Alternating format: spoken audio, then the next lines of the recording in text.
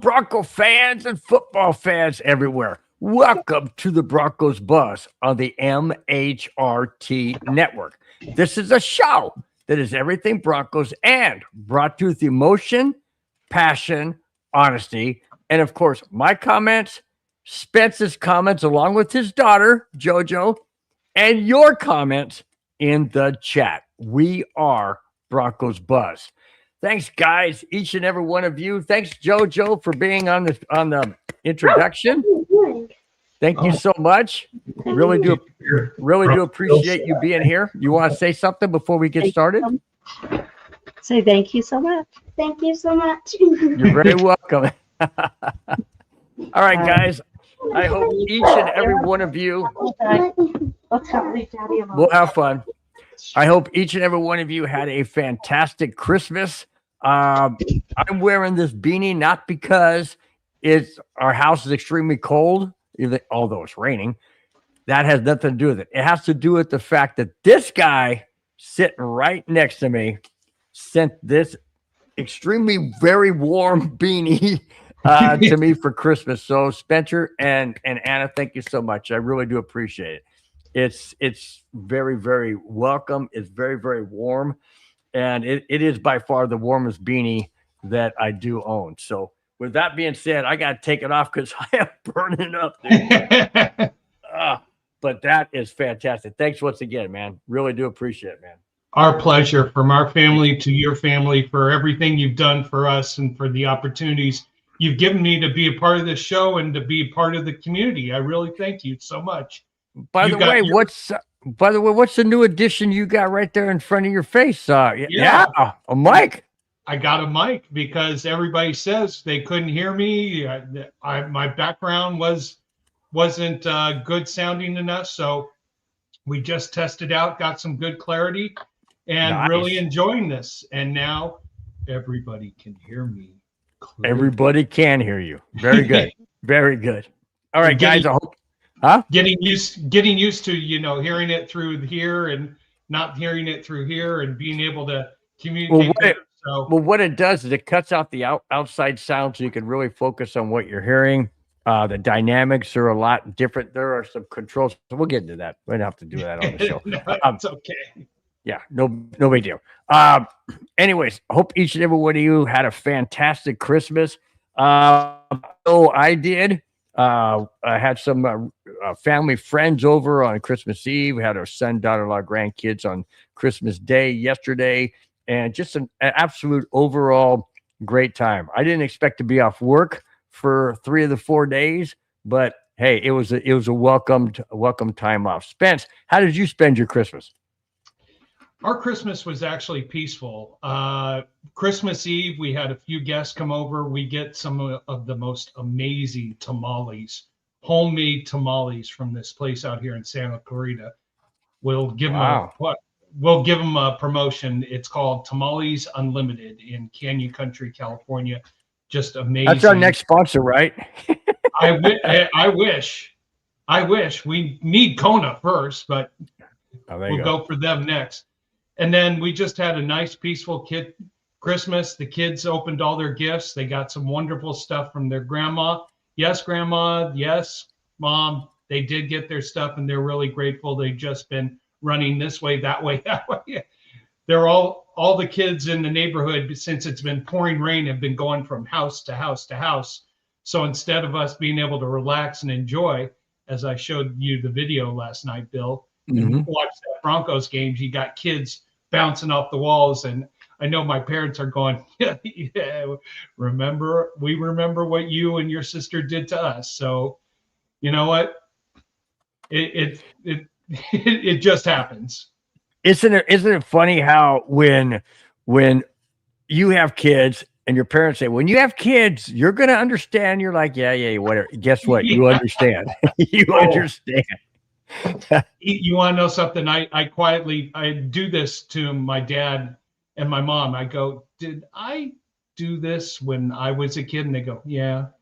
And then I go privately look up to the heavens to my grandparents. I'm like, I'm sorry I did that to you, Grandma and Grandpa. Now I understand. And so being a parent with 2 kids who are 9 and 10, 10 about to be 11. I understand. Yeah. It's very, very true. All right. Before we jump into topics, we're going to hit up the very first comment in the chat. David Yonkin, 9891, says, hope everyone had a Merry Christmas. The makeup of this team is inconsistent, Spence, but it works for them. So enjoy the 13-3 for now. I don't know how to take that comment. I really don't know how to take that comment. Is he trying to say enjoy it for now because we're going to be better? Enjoy it for now because we're not going to be as good? I can't read into that. What's going on, David? What do you think, Spence? I think it's more or less enjoy what we have right now, but be careful for what's about to come playoff time. So we'll get more into that. But hey, Bill, I'm one win away from my prediction that I made all summer that I got ridiculed by everybody on the network. And what did I tell you? I said it would come down to the last game of the season. Did I not? I said that way back. Way back. It's going to come down to the last game of the season. David follows up by saying, so I see the Broncos have signed Sam Mustipher today off the Chargers practice squad. We'll get into that in just a little bit. All right. Don't go anywhere, David. We're going to bring that up. If you do have to leave, I understand, but we will, if you have to, I will quickly jump to that topic real quick. I love it. David says, hey, we have kids on the show. That's Spencer's daughter. That's my daughter. She's the center of attention when it comes to our family. Yep. We always got to have somebody who just jumps in and doesn't like our team, which is fine. El Toro says, I can't wait to watch y'all get blasted in the playoffs. Well, you know what? Waiting. Let me keep put it waiting, this way. El Toro. Just keep waiting. I was just saying, let me put it this way. There are 7 teams, right? Yeah, 7 teams in each conference that goes to the playoffs. 4 division winners, 3 wild card teams. That's 7 and 7. That's 14. There's only 2 that make it to the Super Bowl. And there's only 1 that wins the Super Bowl. But getting to the playoffs gives you that second chance, Toro. Okay? What is your favorite team? Are they in the playoffs? Are they the number 1 seed so far? Are they on the outside looking in? Where are they? And my question to you is look at all the teams in the playoffs and look at all the teams that are in the playoffs that have actually won Super Bowls. It's very, very difficult to achieve in any sport to win a championship. But I appreciate your comment. And you know what? We could lose. We could lose in the first round, unless we get a bye. We could lose in the second round or the third round, or maybe not. A lot of people had predicted that the Rams would be the number 1 seed, and they're not at this point because they lost to Seattle. So you just never know, man. We forgot our Rams fan, Rod. Rod, thank you very much for checking in Friday. What happened to your Rams? Interesting. Ooh, I got it. We got one of our topics. We got a topic on that one. That'll be coming up here pretty quick. Buddy Lee says, "One and done the playoffs." I mean, where is the Christmas spirit with everybody? Here's all this negativity coming out. I mean, El Toro and Buddy Lee. It's negative, negative, negative. You know what? So good. If you guys believe in negative reinforcement, become Raider fans. Sorry, Jack. I didn't see Jack in the chat, but maybe he might be watching. He'll be checking in. David Jackson says you're going to get your prediction due of 14-3. I know it's not one of our topics, but that New York Giant Las Vegas Raider game from an ethical, and I'm saying ethical. Oh, did you hear this? Now that very interesting. Now that you brought that up, did you hear the Raiders are benching?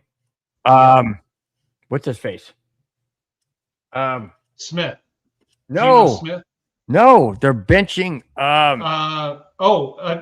No, not Crosby. Max Crosby. Yes, they are benching Max Crosby. What does that tell you? That tells you they're tanking, dude. Well, that's why I think that might be the most enjoyable game to watch this weekend, is to see how professionals tank. Because the loser of that game basically has the number one draft pick. Wait a minute. That means that no, it would be the Raiders and the Giants tied. So where's the tiebreaker come in? They're both 2-13 right now. Are you sure? Yeah, I'm positive, because remember, it used to be a 3-way tie with Tennessee, but Tennessee spanked Kansas City. So now you've got the Raiders and the Giants who are going to be battling. That's why I almost may just get the NFL ticket just to watch that game, because you want to see professionals. Oh, I'm running for the first down. Oh, I tripped and fell. And you can't make it so obvious, though, because then it's just going to look bad. But it's one of those, you want to see how professionals tank. That's the game to watch. I will be watching it. I'm seriously going to be watching it too. Hey, all you got to do is watch the Red Zone. They'll show it. What do you think I do every Sunday? I love Red Zone. I mean, I've got I've got my essential tremor that I can't really control. My neurons are going faster and faster.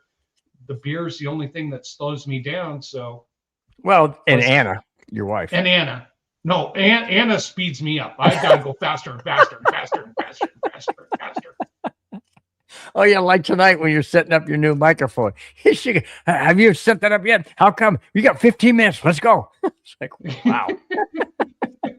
That was hilarious, guys. I know you guys can't see the green room, but it was hysterical. I wish I could have recorded that. I was going to wait to unveil this in the new year, be a New Year's present. And Anna's like, no, let's do it right now. Okay.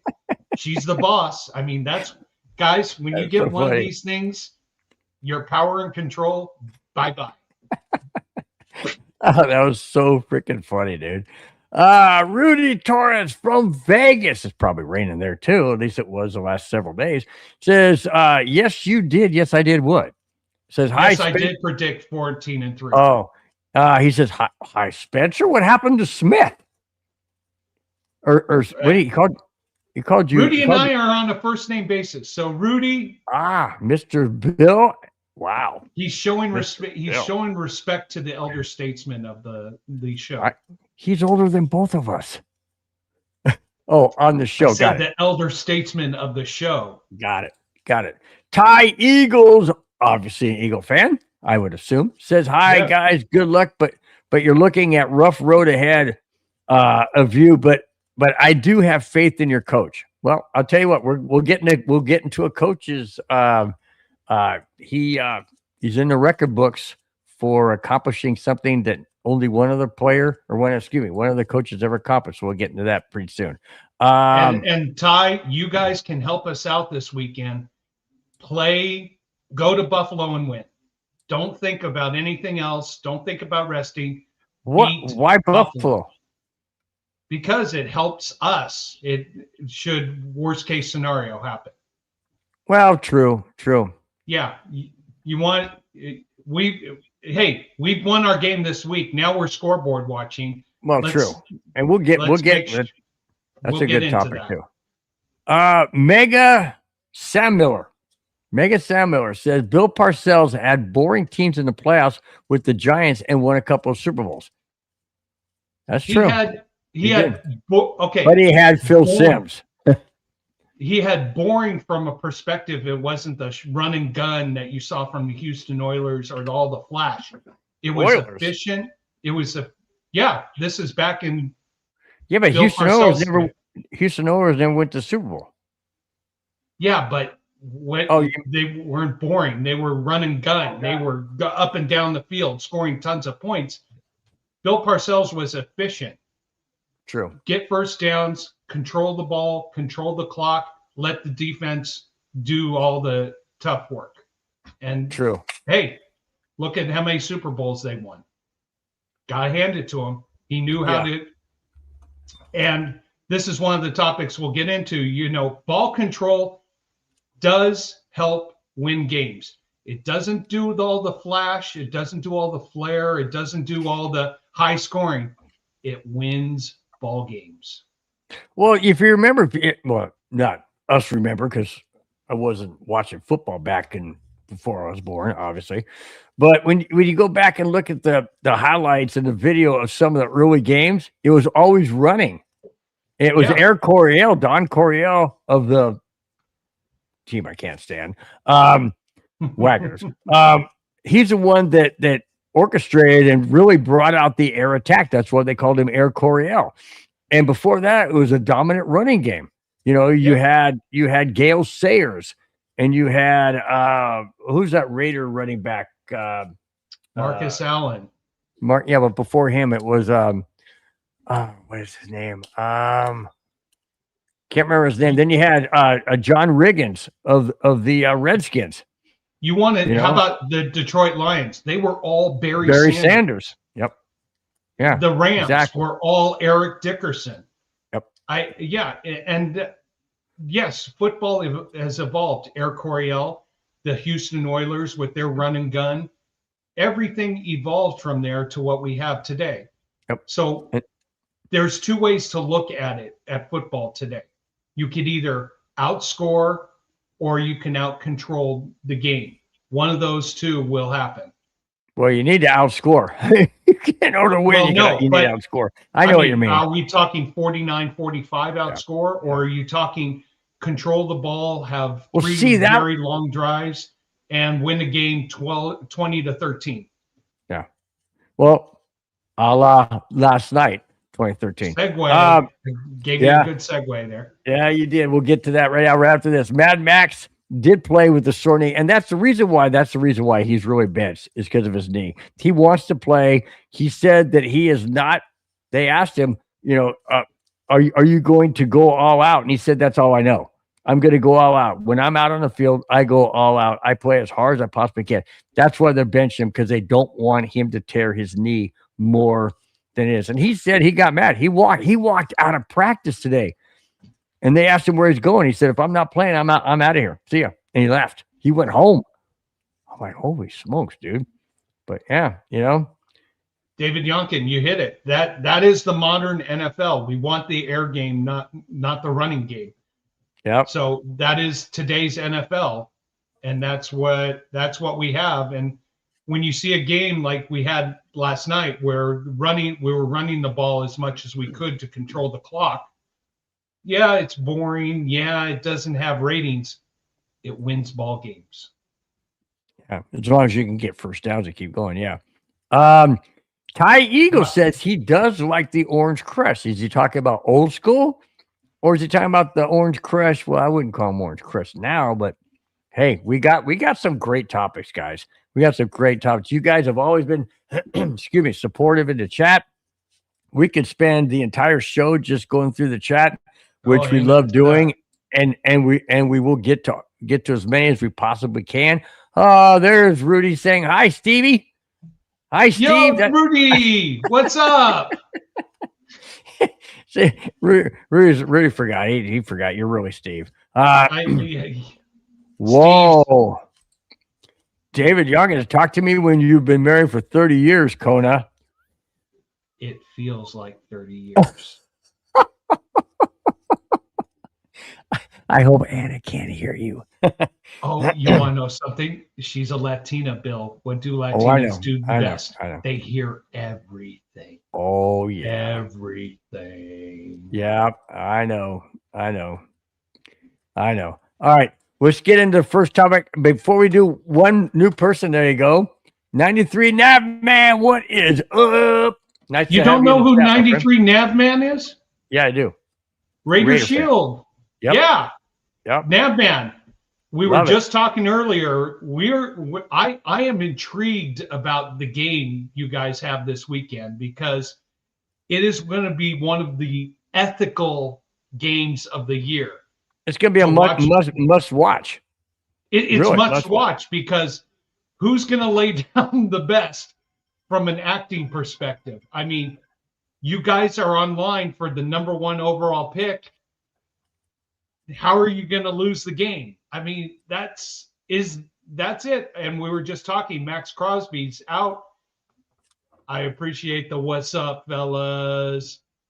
And of course, we had a wonderful Christmas. So thank you so much. Hopefully you and your family, real family and Raider family, had a wonderful Christmas.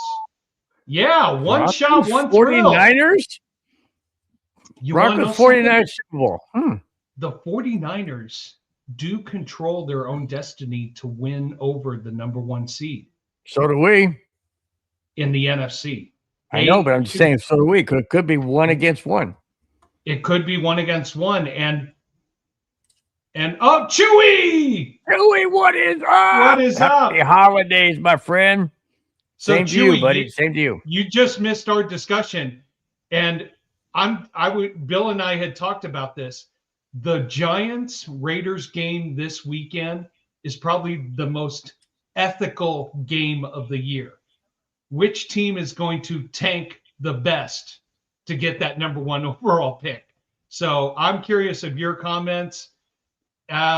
Let's just hear more from you guys. One shot thrill. Gonna be weird because I'm a Broncos and 49ers Well, fan. that would be kind of like me being a Bronco and Vikings fan. If they both went to the Super Bowl, I would cheer for the Vikings because they've never won. Even though I'm a Broncos fan, I would cheer for the Vikings. I mean, if the Broncos win, of course, I'd be ecstatic. But if the Vikings won, I'd be just as ecstatic because they've never won before.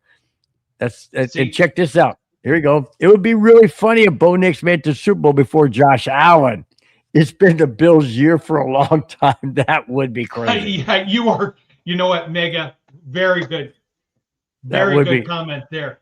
And it's interesting because I'll give you an example of how much the media loves the Bills. Do you think Josh? Oh, Chewy Raider, thank you so much. Oh, Chewy! Put that up. Thank you, Chewy. Just take, baby. Thank you so much, Chewy, for that $2 super chat. Really do appreciate it. Thank you so much. We'll keep that up there because that's brilliant. Just tank, baby. That's brilliant. Chewy, when you do your next broadcast, I want you to go in detail some of the antics you think the Raiders will do to tank. But you have to do it Hollywood style. In other words, you got to do it. You have to do it for the Oscar award because you can't just run down the field and drop the ball. Right, but that's why that game is going to be so much fun to watch because we're so used to the competitive spirit, macho, and it's going to be one of those. Oh no, go ahead and go sack for the quarterback. It's the Ole go there. I forget the Goldie Hawn movie where she was a coach and one of the big guys was forced to be an offensive lineman. And he was just like, go ahead, go tackle the quarterback. Yeah. Yeah, that's nuts. Once again, Chewy, thank you so very much for your generosity and your super chat. I wish all the best for you and the Raiders. I hope you do get the #1 pick. I'd like to see who you guys get. That'd be very interesting. Very, very interesting. Hang on. I'm cracking up at this comment. I got to show it. Glenn Paul, I live in the state to the west of Somalia. I mean, Minnesota, and I've hated the Queens my whole life. 58 years. Hated the Queens. I've hated the Queens?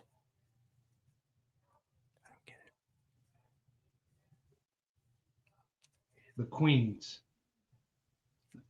Next topic. Move on. Why can't you explain it? My daughter is watching. The Queen. Text me. I gotta know. It's driving me nuts.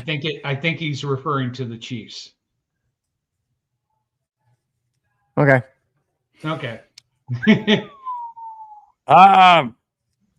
Or maybe the Vikings. That's what I was thinking too. But no, I think, yeah. Navman, you hit it. Chiefs, Queefs. Queefs, okay. Yeah. Okay. It could be a slang in there somewhere, but yeah. I explained it. Oh, yes, he did. I explained. Chief cheese. Everybody's going Chief cheese. Okay, got it. Chewy's going last. Well, no. It's Vikings, known as the Queens. Okay. But I didn't want to say the Vikings because that's your favorite NFC. It's fine. Queens, I've heard of. But when she said Queens, I was like, what? Chewy was just laughing his ass off. That's funny as heck. Oh, wait a minute. Daniel Smith. Where? Right here. The Kansas City Chiefs. For what? It's the Minnesota Vikings, Daniel, but Yep. He explained it. All right. Speaking of the Chiefs, we're getting the first topic after 26 minutes into the show, which has been great. You guys in the chat are absolutely fantastic as always. All right. The first topic, which is always a reflection or a recap of the previous game, which was yesterday. Bronco fans, Broncos country got a much needed Christmas gift. Recap. The Chiefs didn't make it easy for Denver, but I never thought they would. A rookie quarterback starting his first game. People say not really rookie. He's an assistant for 4 years on the practice squad. First time ever to start a game. That stupid Travis Kelce, everybody was sitting there saying, Travis Kelce, this is his last game. Who cares? I knew the Chiefs at home on Christmas were not going to lay an egg. They were not going to fold. They were not going to lay down. They played their butts off. They really played hard. I've got something that will shock. It shocked me. It might shock you guys, and it might shock Spence when it comes to a certain situation late in the fourth quarter involving the Broncos and the Chiefs. But before we get to that real quick, Spence, what did you think of the overall game? I felt that the Broncos, Bo Nix was way off on some of his targets. He was low. He was off target. He was missing his receivers, wide open guys that he could have checked down to. He was throwing into, I think he threw one to Sutton that was, or was it Sutton or Franklin or somebody where he just, the ball sailed more towards the outside. It was just seemed to be off. But when the fourth quarter turned around and the fourth quarter clicked, 15 minutes left, it was Tebow. It was Tebow time. And I even text Spence and said, it's Tebow time. Guess what? It's about time for Bo Nix to do something. Spence, before we get into what transpired, you tell me what you thought of the game overall. Well, you know what? I thought our defense played pretty good. They only allowed 148 yards. Yes, the Kansas City Chiefs scored 13 points. They got one drive. They had really one drive, and that was after that interception where they went 35 yards and scored the touchdown. Then the field goal they got after that was after a great punt return, and they went 3 and out. They got good field position on another field goal where they got one first down and then hit a bomb field goal. The defense played okay. Special teams, punt coverage, you let it. But our field goal kicker, 2 for 2 with field goals, 2 extra points. Solid there. Our offense just was not clicking. I kind of thought this might happen since this is being in Kansas City, but it's also been a short week. So you don't know how prepared they really, really were for this game. Overall, I take it at this. As soon as I saw that point spread come out that we were favored by 13.5 points, I went, honey, I need to make a sushi bet. And I got the eye roll. But I couldn't do it. I really couldn't do it. You didn't do it? No, you didn't bet the under? You did not bet the under. No, I didn't bet Kansas City plus 13.5 points. I couldn't do it. I can't. I did hit the other 2 games. So dude, She would have been in sushi heaven if you had. No, we would have been paying off our credit card bills for Christmas. Maybe that much of it. But all in all, this I know where you're coming from. You just could not put the money on Kansas City, period, no matter what it was. I cannot. I just cannot. But it was a setup game. How many times did we see potential penalties like roughing the passer, pass interference, holding call? The hit on that rookie quarterback with the hands hitting his helmet, that could easily be, if that was Mahomes, like you said last night, if that's Mahomes, that's 15 yards. Exactly. But the first penalty called against Kansas City wasn't until that offsides call with 2 minutes to go into the game. Now that you brought that up, let me segue into something. Great segue, dude. Friend. Here it is. This it didn't shock me. It surprised me. Listen to this, guys. This is incredibly it's insane. This comes from Pro Football Talk. And here it is. At the 2-minute warning in a 13-13 game, the Broncos faced 4th and 2 from the Chiefs' 9-yard line. Denver lined up to go for it, but before the ball was snapped, Chiefs defensive tackle Chris Jones flinched into the neutral zone, giving the visiting team Broncos a fresh set of downs. Here is the reason why. After the 2013 victory, Broncos head coach Sean Payton said the offense was never going to snap the ball on the critical 4th down play. He said, and I quote, "It's a no-brainer freeze, but it is out of a different formation we created. One that they've never seen. We were going to take a delay a game. We didn't even have a play in mind. I told Knicks, just relax, no play. We'll take the delay a game." I'm still quoting. "I don't know why we called it Harrisburg. It looks more like a play we have always called Pittsburgh." No one moves. I told everybody, no one moves in the Harrisburg call. I think that's why we came up with that. It's a unique one because you are on the road, so it involves a lot of different circumstances. Guard, here's the crazy part. Guard Quinn Miners is barking the cadence we never called. He's calling something out there we've never heard. That changed the complexity of the clock completely, and hence the offsides, end quote. Wow. That was totally made up. Totally made up. No play call whatsoever in the huddle. They were going to take a delay a game. Quinn Miners, not even the center, is barking out a cadence, and Jones jumps off sides. What do you think? What do you make of that, Spence? I mean, is that brilliant? Well done. You know what? Well done. Well done. Thank you. Thank you, Kansas City, but look at what happened. 2 minutes to go. Kansas City still had all 3 timeouts. If we would have taken to delay a game, we would have been up by 3. They would have had 3 timeouts. And they were in field goal range at that time. Long field goal range. Mm-hmm. Now you take 2 timeouts away. You get a touchdown. You force them to go the length of the field. They got about a third of their total yards on that last drive.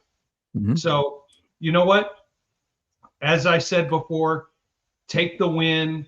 Don't worry about how you got it, why you got it, what breaks you got. Take the win, move on. You now have 10 days to focus on the Chargers. This is essentially the game of the year for the absolutely. Broncos.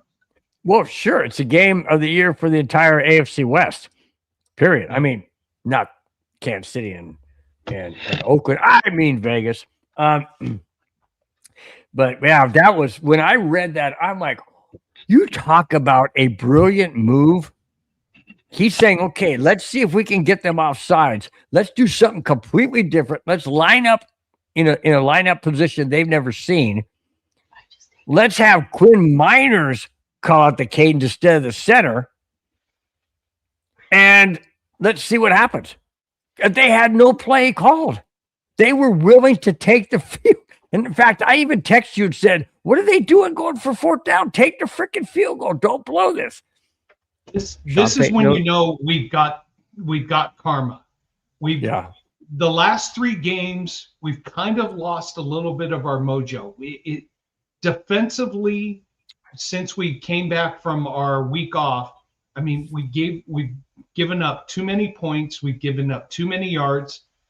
The defense got control back this week. Now, granted, yes, it was against a completed staff, a depleted team. And Kansas City wasn't playing all their starters with a few exceptions. But we got to get that mojo going. These guys got to realize that this game coming up next week against the Chargers, that isn't the last game of the year. It is a playoff game. Mm-hmm. And they have to take that attitude and that approach. Celebrate the win. Celebrate the win yesterday and tonight. Focus and get ready for the game of the year coming next Sunday. Yeah. Yep. One shot, one thrill, says Kyle Shanahan for Coach of the Year. I think if they get the number 1 seed, that's a huge potential because you lost your starting quarterback for, I think it was 5 or 6 weeks, and you managed to hang on, including a victory at the Rams on a Thursday night. Now, granted, we got a Rams topic too. Granted, I think the special teams gave that victory away, but that's something we can talk about a little bit later. Oh, that's like I said, that's a topic too. Let's see. Brad. Oh, sorry about that. Hit that again. My bad.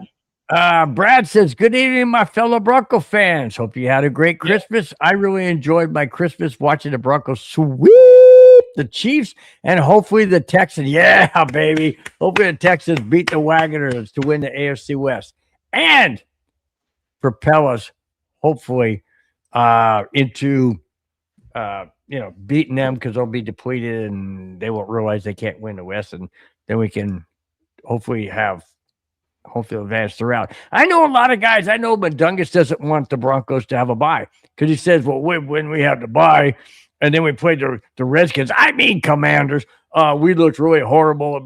Doesn't matter. You need the bye to rest players, to get players back, to take a breather. I understand if you're on a roll. Now, had the Broncos beaten the Jaguars and beaten the Chiefs, and we had won 13 in a row, then I would say, no, I don't want a break. But because we lost to the Jaguars, now we need to reset. And we reset somewhat against the Chiefs, barely winning, but we won. And if we beat the Wagoners, Chargers, this a week from Sunday, we can use that bye. We can use that bye to reset again. I don't know if that makes any sense to you guys. It does to me, because when you win that many games in a row, and I talked to so many other people that they're in the know, and they say when you win that many games, when you start getting double digits of wins or close to double digits, you start getting complacent. You start thinking that all we got to do is show up. All we have to do is just be here. Hey, we're at home. We're in Broncos country. Bam! Beat upside the head. And that's what happened. I mean, let's go back to 1996. Weren't we the number 1 seed playing at home against Jacksonville? Oh, the same team. Yeah, Jacksonville. Yep. Oops. Oh, guess who the quarterback? Do you know who the quarterback was? I do. Brunell. There you go.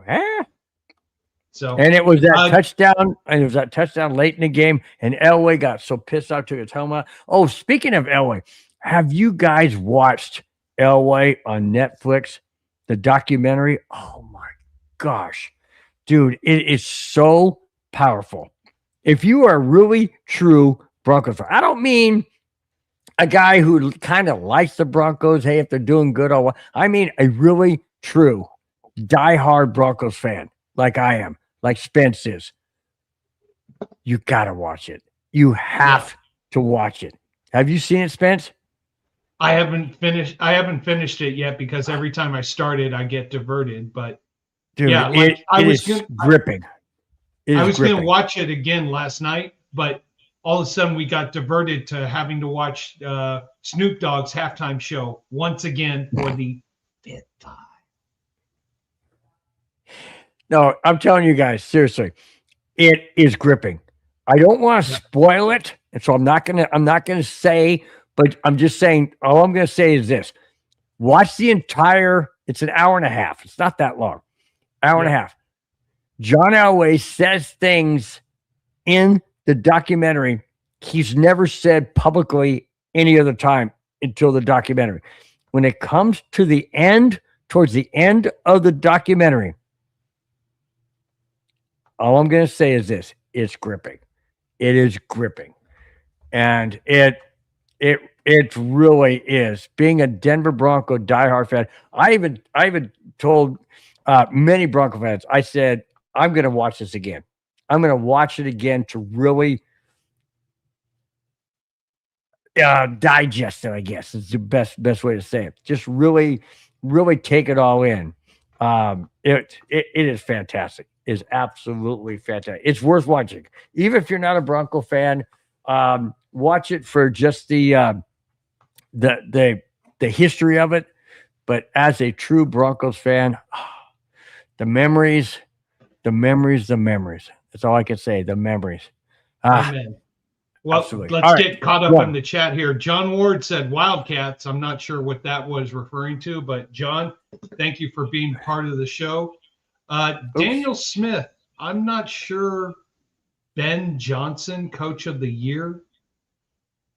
Ben Johnson is the coach of. I'm trying to remember also. I know one shot, one thrill had a few choice comments after that. So, but Richie Rich. How many beers, Kona? You've already had 3? That's all I'm limited to. You've already had 3? 2.5. Holy crap, dude. What you don't need to do, you need to get bigger glasses.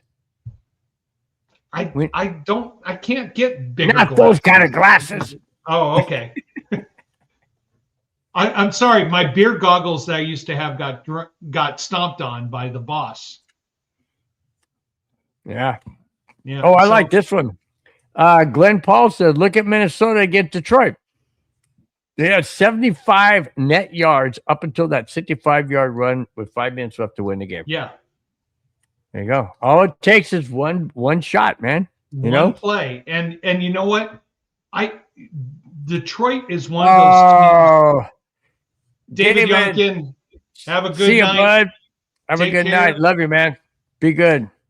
Detroit's one of those teams that they had an incredible year. The injury bug has just hurt them. Yeah. And they lost all their mojo and they could not figure it out. And unfortunately, they're going to miss the playoffs, but there's a lot of questions they have to answer and address before they can move on. I love this. The Mazrod says we won't make it past the first round. Well, let me tell you something. If we have a first round bye, we've already made it past the first round. We made it past the first round. So if we beat the Waggers, I mean Chargers, then we've made it past the first round. Just saying, it's okay. Yeah. Like your comment. I like your comment. It's okay. You have a right to your comments and your opinion, but it all depends, man. Amen. How about you, Rich Nichols? Oh yeah, Denver, BKC, and yes, they feel the hoof up. They're rumpus, LOL. Oh yeah, they do.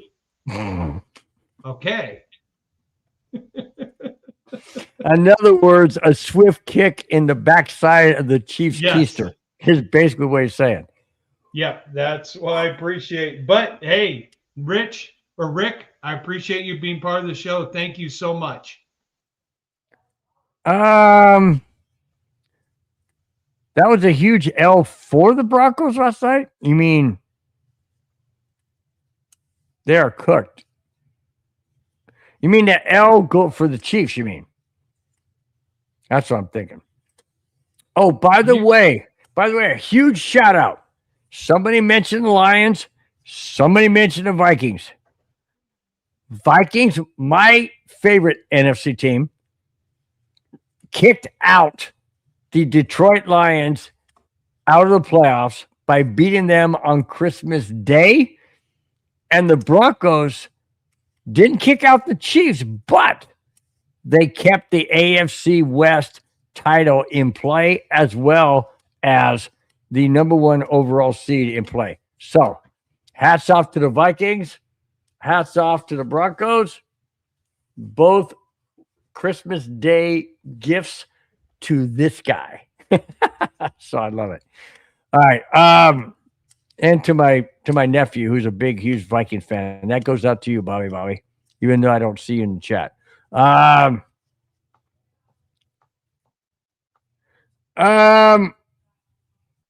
Let me get to the next. Okay, here we go. Next topic. All right, we got a lot of comments in the chat, man. I mean, a lot of comments. We'll have to get to them after this one here.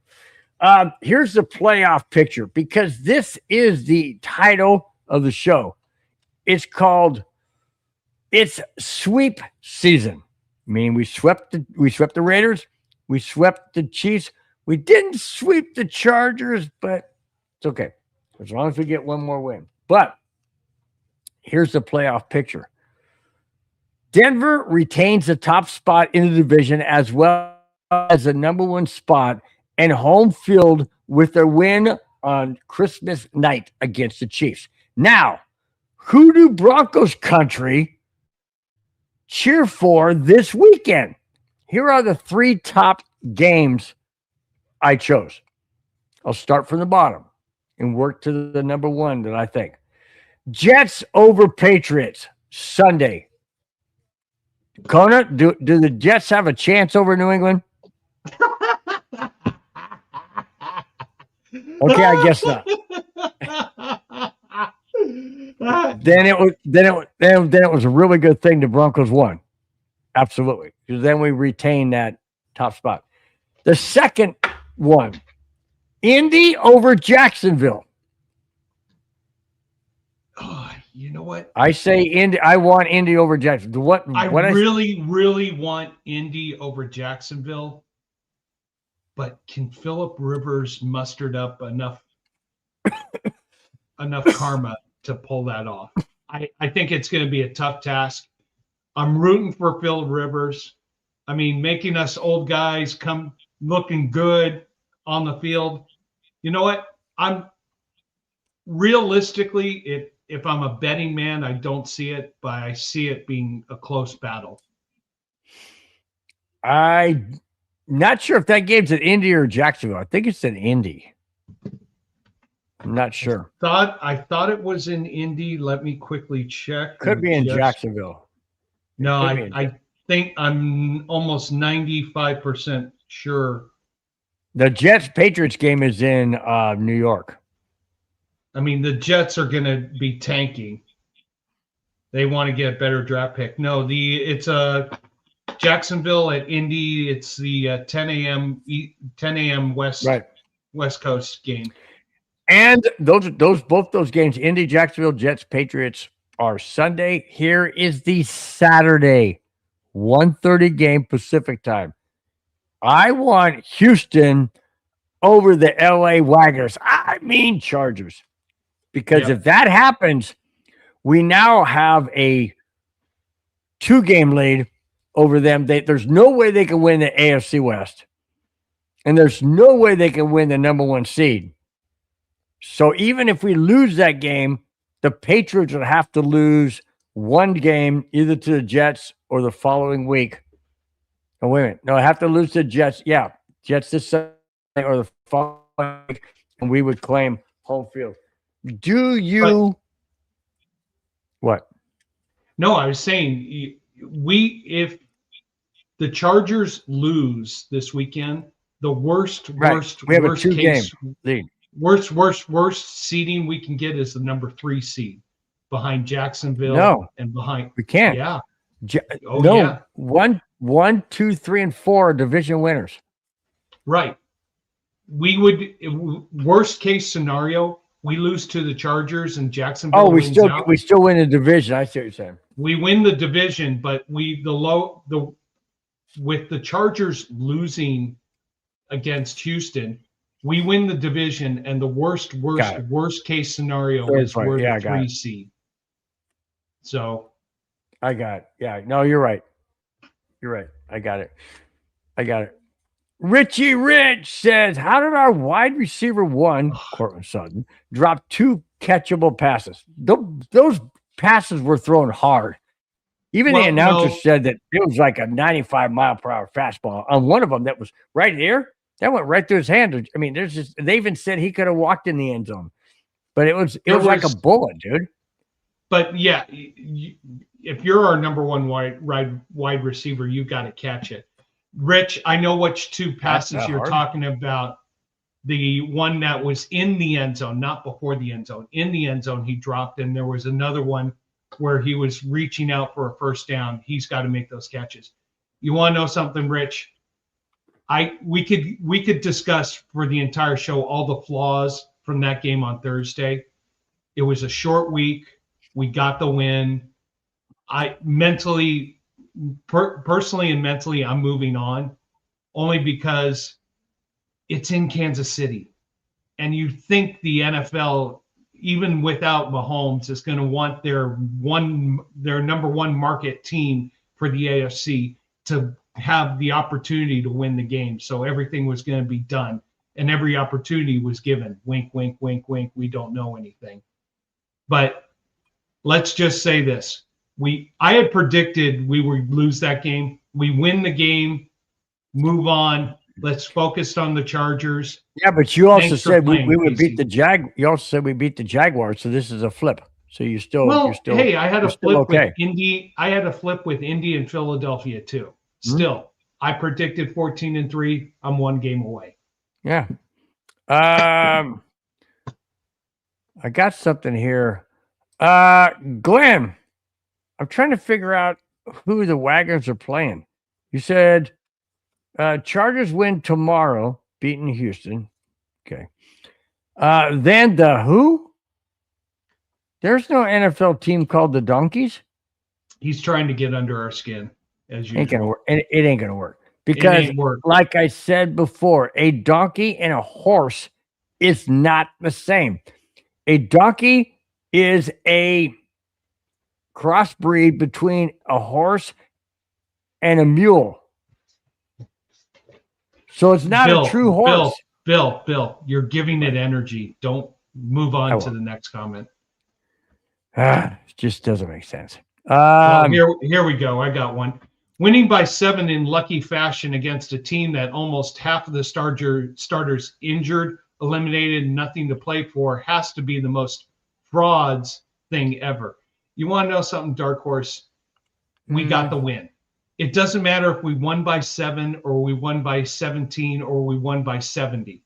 We were coming on a short week. We didn't have enough time to prepare. You never know. The defense did their job. We got the victory. We got out of town. Move on. Yes, we should have cut. Yes, people are going to go, well, the spread was 13.5. You should have covered it. Yes, they didn't have their strength. You want to know something? We got the W. It doesn't matter how you do it, how you shine, all the bells and whistles. We got the victory. We got out of town. We got out of Kansas City. We swept them, and now we're in position for the number one seed against the Chargers. Yeah, but the other thing is simply this. And the bottom line is the Chiefs were not going to lay down. It's a divisional game. It's a rivalry.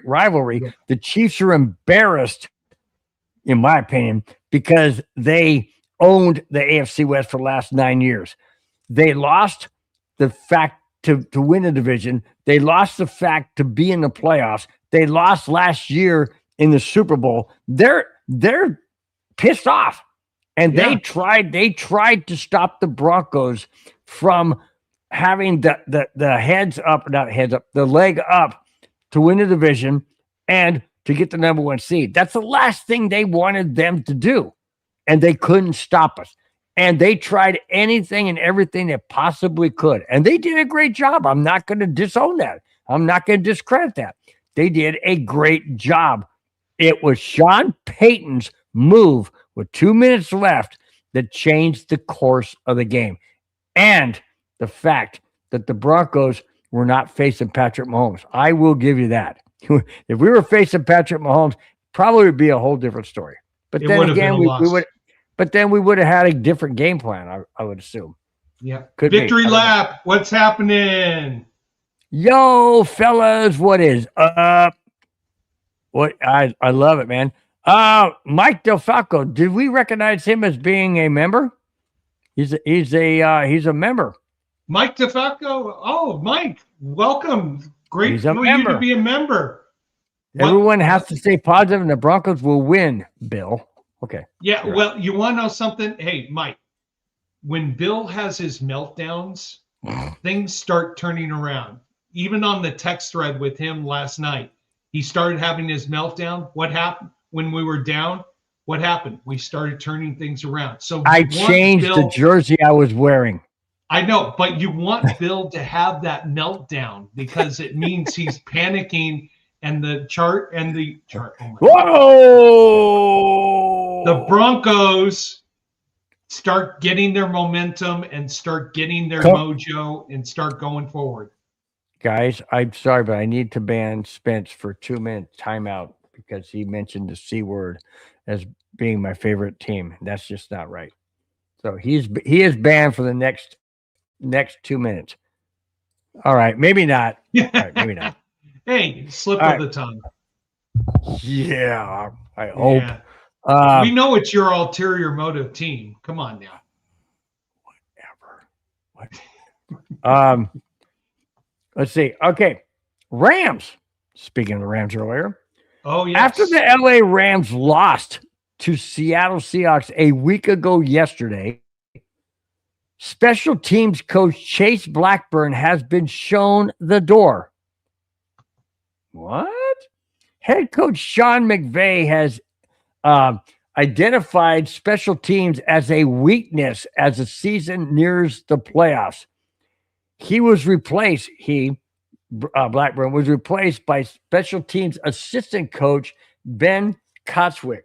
Now, would you really replace a coach with 2 games left to go heading into playoffs and try and hopefully grab that magic as you're heading into the most critical part of the season? I mean, it just sounds to me like, why wouldn't you just have turned over the play calling to the assistant and kept the other guy on there? To me, it just doesn't make sense to do it this late. You want to know something? It actually makes perfect sense. You get 3 strikes and you're out. Their 3 of their 4 losses had horrific special teams play. Look at their game against Philadelphia. They gave up a blocked field goal at the end of the game that got run back wasn't to win the game, but it was that. They gave up that one. Look at the game against San Francisco, overtime. Special team mistake after mistake after mistake after mistake after mistake kept San Francisco in the game. Huge special teams mistake in the overtime let San Francisco have the field goal to win that game. And then you go to the game against Seattle and special teams, you're up by 16 in the 4th quarter. You give up a punt return for a touchdown, making mistakes at the end of the game, making mistakes in overtime. So I get it. Is it the rational, logical thing to do? Yeah, if you want to start getting momentum and you want to change the attitude of the special teams going down to the last 2 games and in the playoffs. I mean, I'll tell you right now, they win that game in Seattle, special teams coach is still around. Yeah. So I completely see it. I completely understand it. And this is Sean McVay. wanting to put his team in the best position for the playoffs. Unfortunately, they don't control their destiny for the #1 seed anymore. So he's got to do some maneuvering to get this team. And if things go the way they go this weekend and next weekend, the Rams are going to be a wild card team. They're going to be on the road for the rest of the playoffs. Oh boy. So they got to do some damage control. Yeah. Richie Rich has a question for you. Limited by who? Here we go. Go ask the missus to grab you a few more. Honey, I leave it up to you if I can have a few more. I'm leaving it up to you. It's the boss, you know. Woo! West Philly Black says Eagles, Broncos, Super Bowl. That would be fun. It'd be a very interesting rematch because West rematch. Philly, Broncos and they've never been to Super Bowl. Rematch of a game we played earlier. Oh, game. Okay. Hello. Right. Well, you're talking Super Bowl. You're talking Super Bowl. Talking Super Bowl. I'm saying rematch. No, it'd be an interesting rematch of the game earlier this year.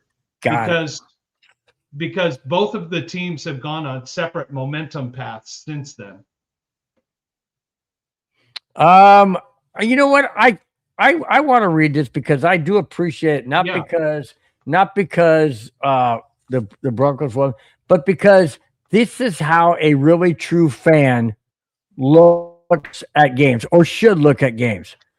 Trevor Ross, I really do appreciate your comment. He says, as a Chiefs fan, which obviously he is, yes, you guys won ugly yesterday, but it's still a win. You guys find ways to win just like the Chiefs did last year.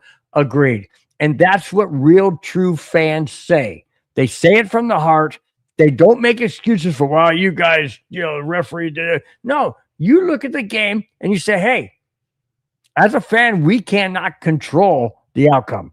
But as a fan, we can cheer for our team. And when things don't go the way we want them to, you have to be forthright. That's why I say on the show at the beginning, this show is brought to you with emotion, passion, and what's the last thing I say? Honesty. Everything about this show is honesty. We don't make things up. And Trevor, I'm gonna give you this. Thank you so much for being a really true Chiefs fan. I admire that.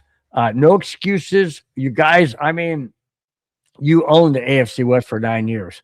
You really did. I mean, that's incredible. That really incredible. But just thanks for your honesty and thanks for being a true fan, because I can definitely tell you are. And they will be back next year. So I was going to do that one. What are you guys' thoughts on the Chiefs' new stadium announcement? It's opening the same year as our new one. No, it's not. It's opening in 3031. Broncos is 3030. Yeah. I mean, I'm sorry, not 3030, 2030, 2031. But what's interesting is this.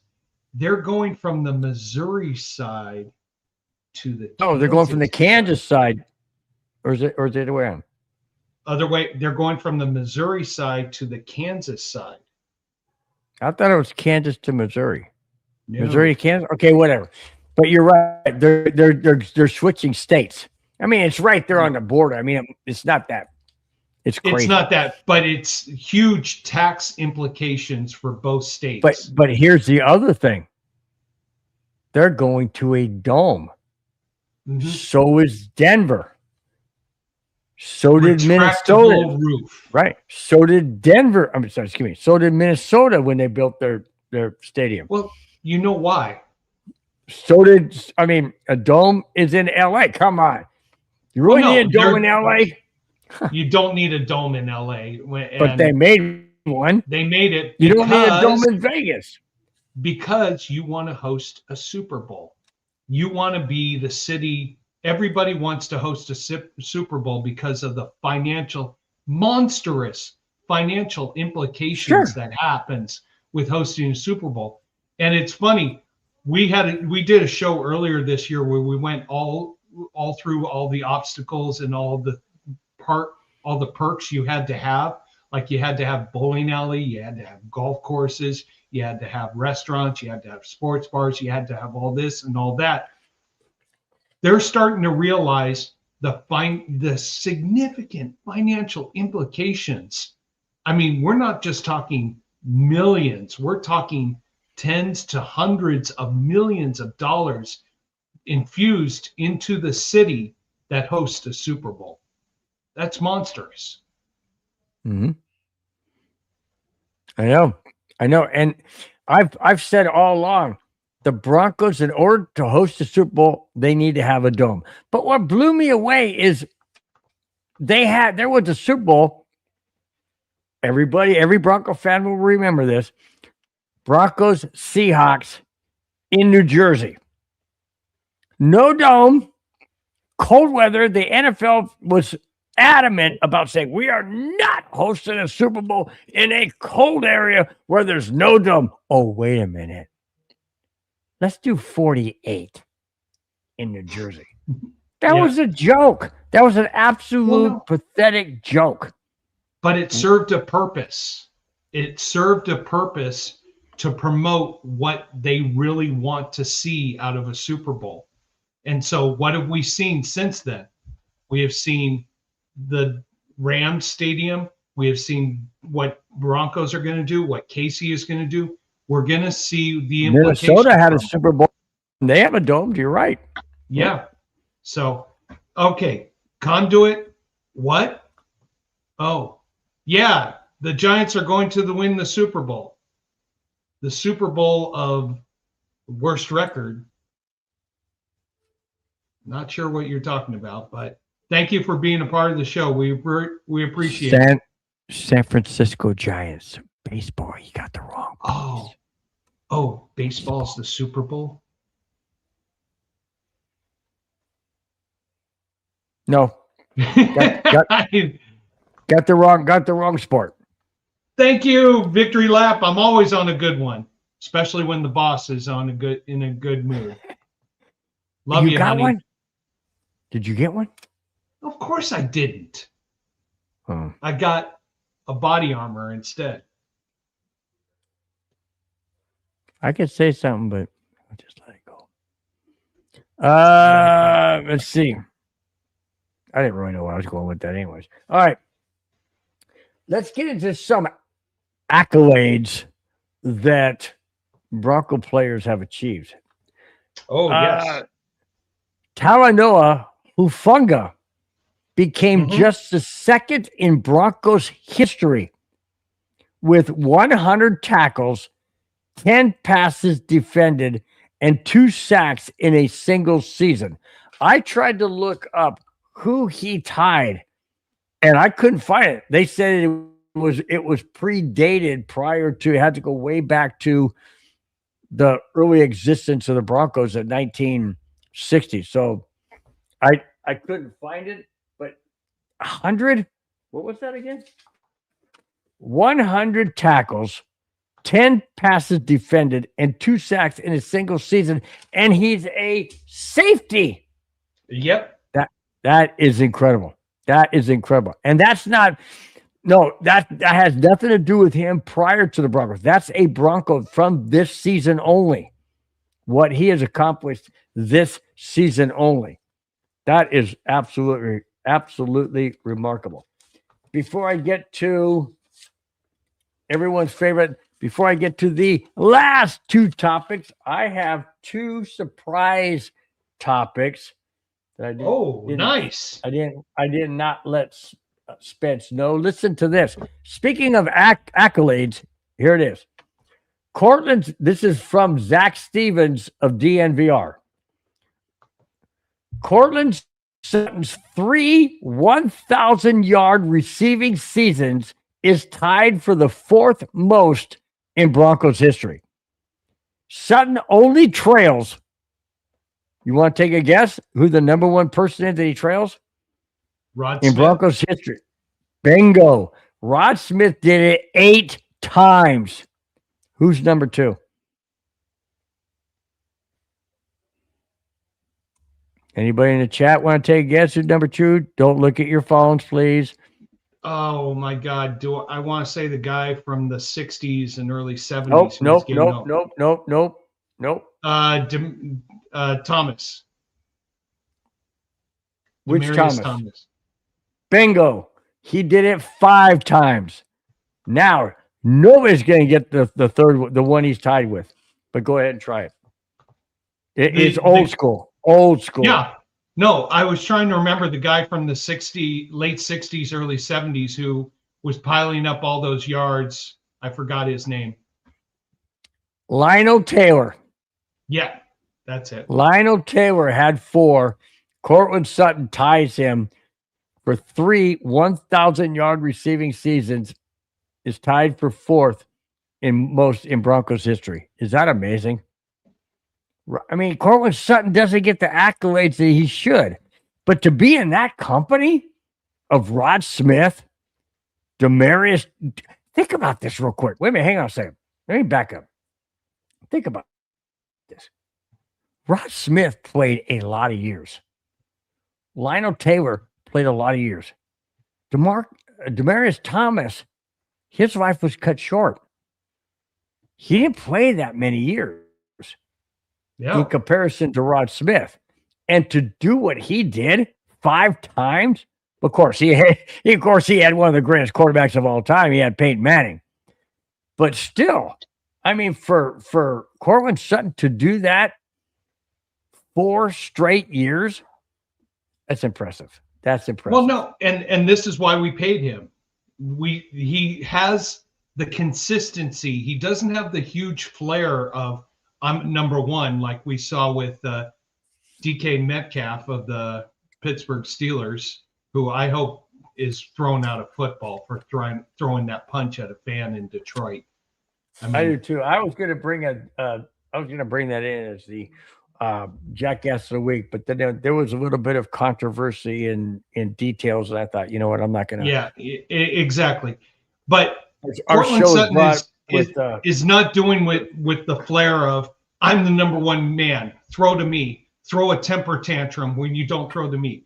Cortland Sutton has learned how to be a team player, and that is what is making this team successful. Look at everybody who caught passes yesterday. I think there was 8 different receivers. Yep, there was there was touchdown to RJ Harvey. Back. What's his name? RJ Harvey. You also had one. You had Cortland Sutton. You also had Troy Franklin. You had you had Lil Jordan Humphrey. Yeah, you had all these receivers. You had Ingram. He caught a pass. Ingram. Yeah, there's. Yep. Who really I appreciated, and even though he only made 2 catches, but they were 2 very critical catches for first down, was Bandy, number 82. Oh, yeah. Yep. Made some great catches. Mim made some great catches. You had 8 different receivers, and no one caught more than 5 passes. This is spreading it out, getting everybody involved, making everybody available. This is why I like Cortland Sutton. He doesn't have that I have to be the man and get the ball thrown to me 75% of the time. Let the team help. Keep everybody involved, and you keep everybody focused on what's going on. Yep. Real quickly, going back to stadiums. Okay, go ahead. I was going to say Don Mars. Well, thanks. The rest were clearly making calls to help KC. They gave them at least 6 points. Yeah, we called it. We know. So really, it could have been 20-7. Honestly, it was a setup game from the outlook. As soon as Bill and I saw this on the schedule, I put this up as a loss right away. All I'm going to say is it doesn't matter. Throw out statistics, throw out results, throw out how the offense, defense, special teams performed. We went to Kansas City. We got the victory on a short week, on a holiday night, when all the attention was given to KC. Get the win, get out of town. Yep. All right. I stand corrected. Yao Dan says it's both, meaning 2031. Greg Penner said the Broncos Stadium will be ready for the 2031 NFL season, not 2030. I stand corrected. Thank you so much for pointing that out. I always welcome being corrected. I mean, I like I said, like I pride the show on we pride our show on being honest. Broncos said Bo Nix didn't have a good game against the Jaguars, and I think he had a great game. Wow. Look at the name of the person. I know. Way to go, Jacksonville. Well, you know what? He had a great game for you guys. He really did. He had a great game for you guys, not a great game for the Broncos. So, hey, it's okay. Do you agree with this? Glenn Paul says that's the downfall of the NFL. Play outdoors like men. Too many pansies in the NFL nowadays. You know what, Glenn, you and I are on the same page. Play outside. NFL is the outside outdoors game. You play in conditions. They usually start the season in a heat wave or the heat of early September and deal with the winter conditions at the end. This is a game of men. But unfortunately, it's business people who pay all the mighty dollars that are getting paid to these men. So I kind of see both sides. I would love to see. I've told this story so many times.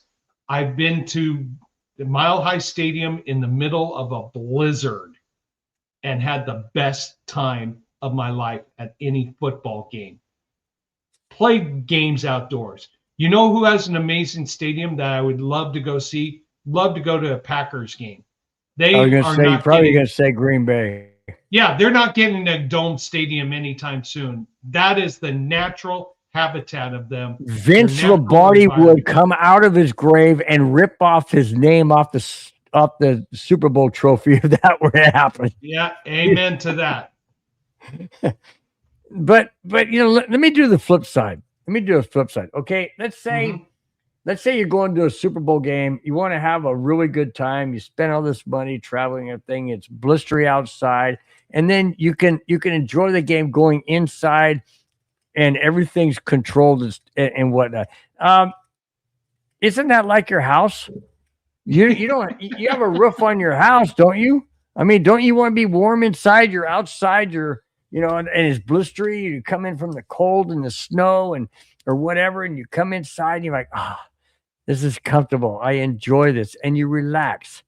I mean, isn't somewhat the same? It is, but you know what? It's a more controlled environment where you can get some of the mega financial people in the world to throw money at it. So you want to know something? The last game that didn't get the ratings and all the bells and whistles that was the Super Bowl was the 1997 Super Bowl between the Broncos and the Green Bay Packers. After that, it became a mega performance. It became all the bells and whistles extended there. Ticket prices, I'm still partially angry, but you know what? They had a good time. My parents went to the Green Bay Packers, Denver Broncos Super Bowl. They had an amazing time. They could afford it. Nowadays, you can't afford it. So, welcome to our society. I am Broncos.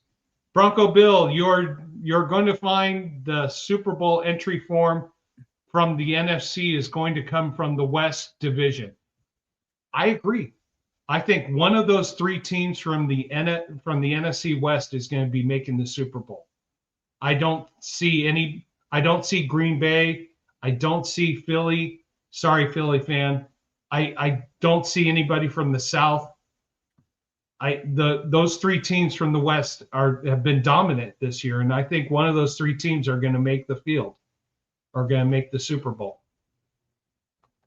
Yep. Merkman.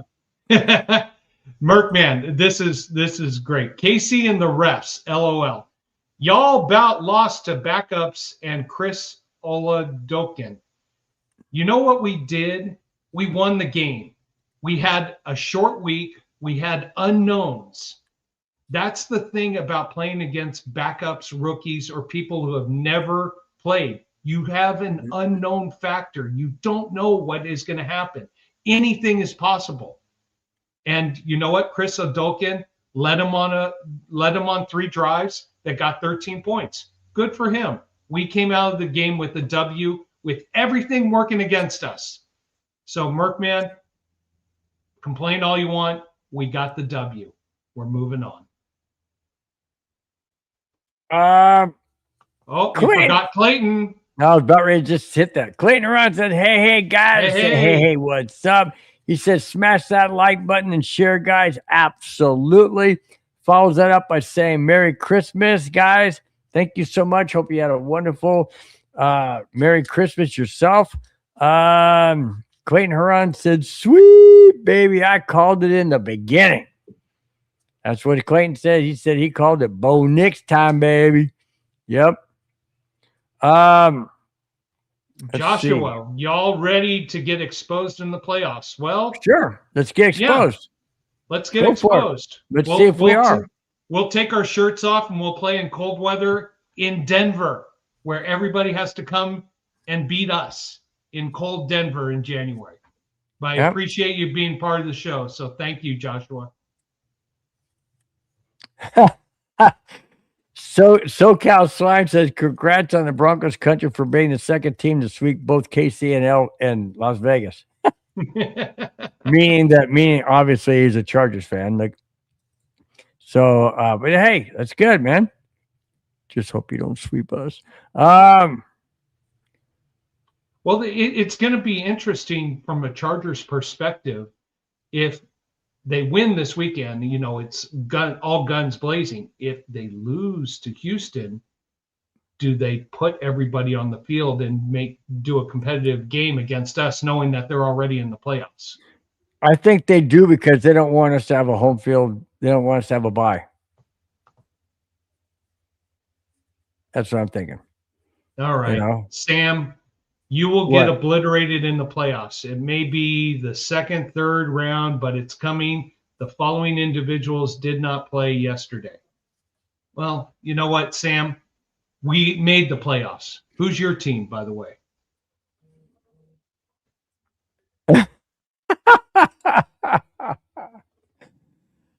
Dakota, apparently you have not watched this show for the entire 4 years that I've been doing it. And I've had my co-host, maybe 5 years. My co-host, Spence, has been doing it with me for 2 years. He says it's crazy how many people become Bronco fans when they get 11 wins every couple decades. Do you happen to see that back there? Super Bowl 50. Hang on a second.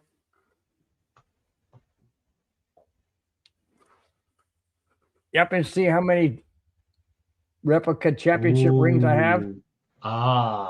That's not because I became a fan yesterday.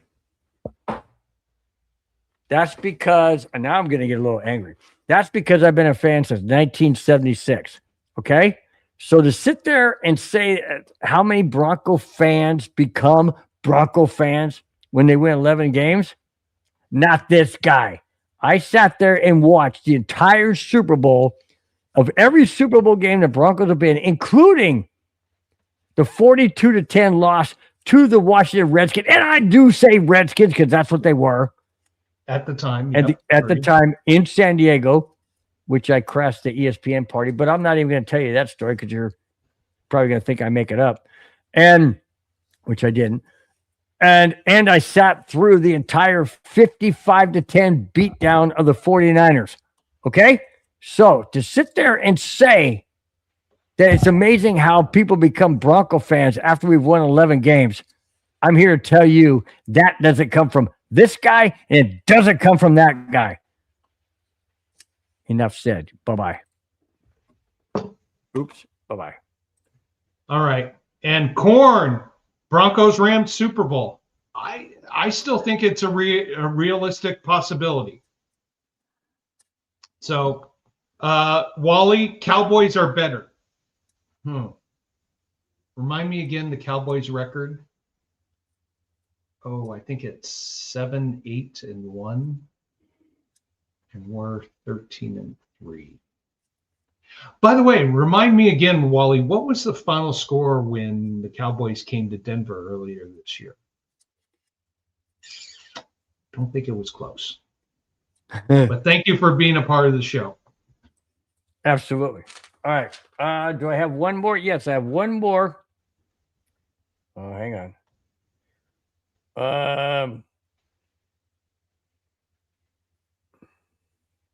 Okay, here it is.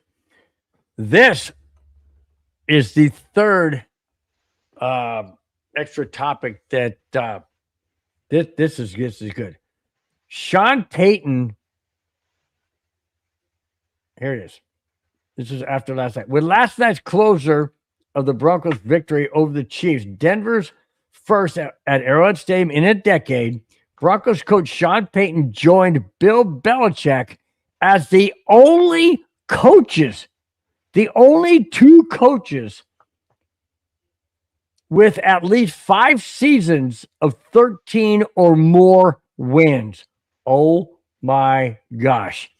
When Sean Payton was asked about the accomplishment after the game, he said, and I quote, I have been fortunate to have been on. I've been fortunate to have been on and coached a lot of great players. There's nothing like winning. When I heard that, I had trouble figuring out which were the 13 win teams. We had some other teams that were 12, 11 wins. I have been fortunate to have really good players and really good coaches. Some of them who are right here that I'm fortunate to be a part of all of these wins. Part of those wins, obviously, Bill Belichick and I are in good company. Let's keep it going. Wow. End quote. Wow. That is fantastic. Bill Belichick and Sean Payton, the only two coaches to have coached 5 seasons of 13 wins or more. That is fantastic. Oh, by the way, a footnote, which is I'm adding to that. Sean Payton has never done this with a rookie head coach. A rookie quarterback or a second-year quarterback. Yep. He's never done it with a rookie quarterback or a second-year quarterback. Now, granted, the first year they didn't win 13, they won 10. But the second year, this year, yeah. Can you imagine that? That what does that tell you? I know what it tells me, Spence, and I'll let you end this topic. That tells me Sean Payton is a genius head coach, just like Bill Belichick is a genius head coach. What do you think of that? I'm not going to say genius head coach and give him all that. Yes, he's had a few issues. I just think Sean Payton has come into the right situation at the right time with the right organization, with the right quarterback. All the pieces were there. If Sean Payton had gone to, going to throw it out there, Raiders right now, he doesn't have all the pieces. Right. If he went to Carolina with all their struggle, Sean Payton is a great opportunist. He's taken amazing talent and made them better from a collective effort. Has he gone to a rebuild? Well, you could say the Saints were kind of a rebuild, but he brought in all the pieces to help fill all the necessary holes. So right. A genius, I can't absolutely say that. I think he's just a great coach and a great opportunist to put all the pieces together. Good point. All right. We're approaching the hour-and-a-half mark. Last 2 official topics. All right. Go ahead. I'm from Denver. I've been a fan since John Elway, the only way, Orange Crush. Yes, absolutely. Claudia. Thanks, Claudia, so much for being in the chat. Really do appreciate it. Hope you've enjoyed the show. If any of you have missed the beginning of the show or any part of it, you could always go back after the show's over. Go to YouTube, go to MHRT Network, look up the show, or go to Broncos Buzz on YouTube and you can follow the show there. Really do appreciate it. Please subscribe, hit the thumbs up button, hit the notifications button so you know when we're going live. And that way you will not miss any single show. In fact, do you guys realize we are the only show this week on the MHRT network and Broncos Buzz this week? Yep. Everybody else took the week off. We said, oh, heck no, we ain't taking the week off. We ain't doing it. So that's why we're here. And we love each and every one of you for being in the chat, for being supportive, for supporting this, our show, the channel, and everything about you. Once again, hope each and every one of you had a very, very Merry Christmas. And by the way, Spence, if you're up to it, we will be here next Friday, the very first Friday show. I know, your wife. It's up to the boss. Very first Friday show of 2026. In fact, the very first show of 2026, because I guarantee you that there is not going to be a show on Thursday. So there you go. Guys, stay tuned. If Spence won't be here, I will be here. I guarantee I'll be here. I will find my best. I will do my best to charm the boss so I can be here for that first show of the new year. But it's the second. It's not the first, so it's the day after. On the network, first show of the year. Yeah, right. All right. Bo Nix. Listen to this. This is great, guys. After the Denver Broncos took down the Kansas City Chiefs last night, Christmas night, Bo Nix became just the third quarterback in NFL history to have 3,500 passing yards, 25 touchdowns in each of his first 2 seasons in the NFL. The other 2 quarterbacks, one of them I love, the other one I can't stand. The other 2 are Peyton Manning, which I love, Denver Broncos, but he did it. He did it with Indy. That's okay, but he was still a Broncos quarterback. And the other one, Justin Herbert. Come on, let's say it correctly. Justin Herbert. I know, but But you know what? Hey, great accolades to be within that group. And it's going to be a fun game next Sunday, the 4th, between the Chargers and the Broncos. So, you know what? Enjoy the moment, Bo, being part of the family. Yes, I agree. Bandwagoners lose tomorrow. I just love the fact that the chat is catching on to what I'm saying. I love it. They're bandwagoners. They jump on when they win. They jump off if they lose. Mega, thank you so much. I'm going to give you a hats off to that, dude. That was classic. That, Spence, that's got to go down as the best chat statement tonight. Yes. Best chat statement tonight. Bandwagoners lose. I don't care. I mean, I do care if I want them to lose, but just to say bandwagon, man, I love it. Thank you so much, Mega. You know what? I don't know if I can do this or not. I would like to buy him a membership. How can I do that? I'm gonna have to talk to Madungus to see how Mega. Mega, I'm gonna see if I can buy you a membership to the network. I'm gonna find out how I can do that. Write his name down there if you would, Spence. Put a little circle around there. Sam Miller. Mega Sam Miller. See if you can find out, or I'm gonna find out from Madungus, the owner of the network, how I can gift you a membership. I want to do that because you're the first one that's ever called them bandwagons other than me, and I love it. Thank you so much, man. That is cool. That is cool. Thank you so much, friend, for realizing what I'm talking about. All right. Glenn Paul, I guess he's been a bandwagoner since 78. So you jumped on the wagon, off the wagon, on the wagon, off the wagon for almost. So he says, lick these, lick these things. So I'm thinking, okay, so one Super Bowl appearance, got blown out by the 49ers.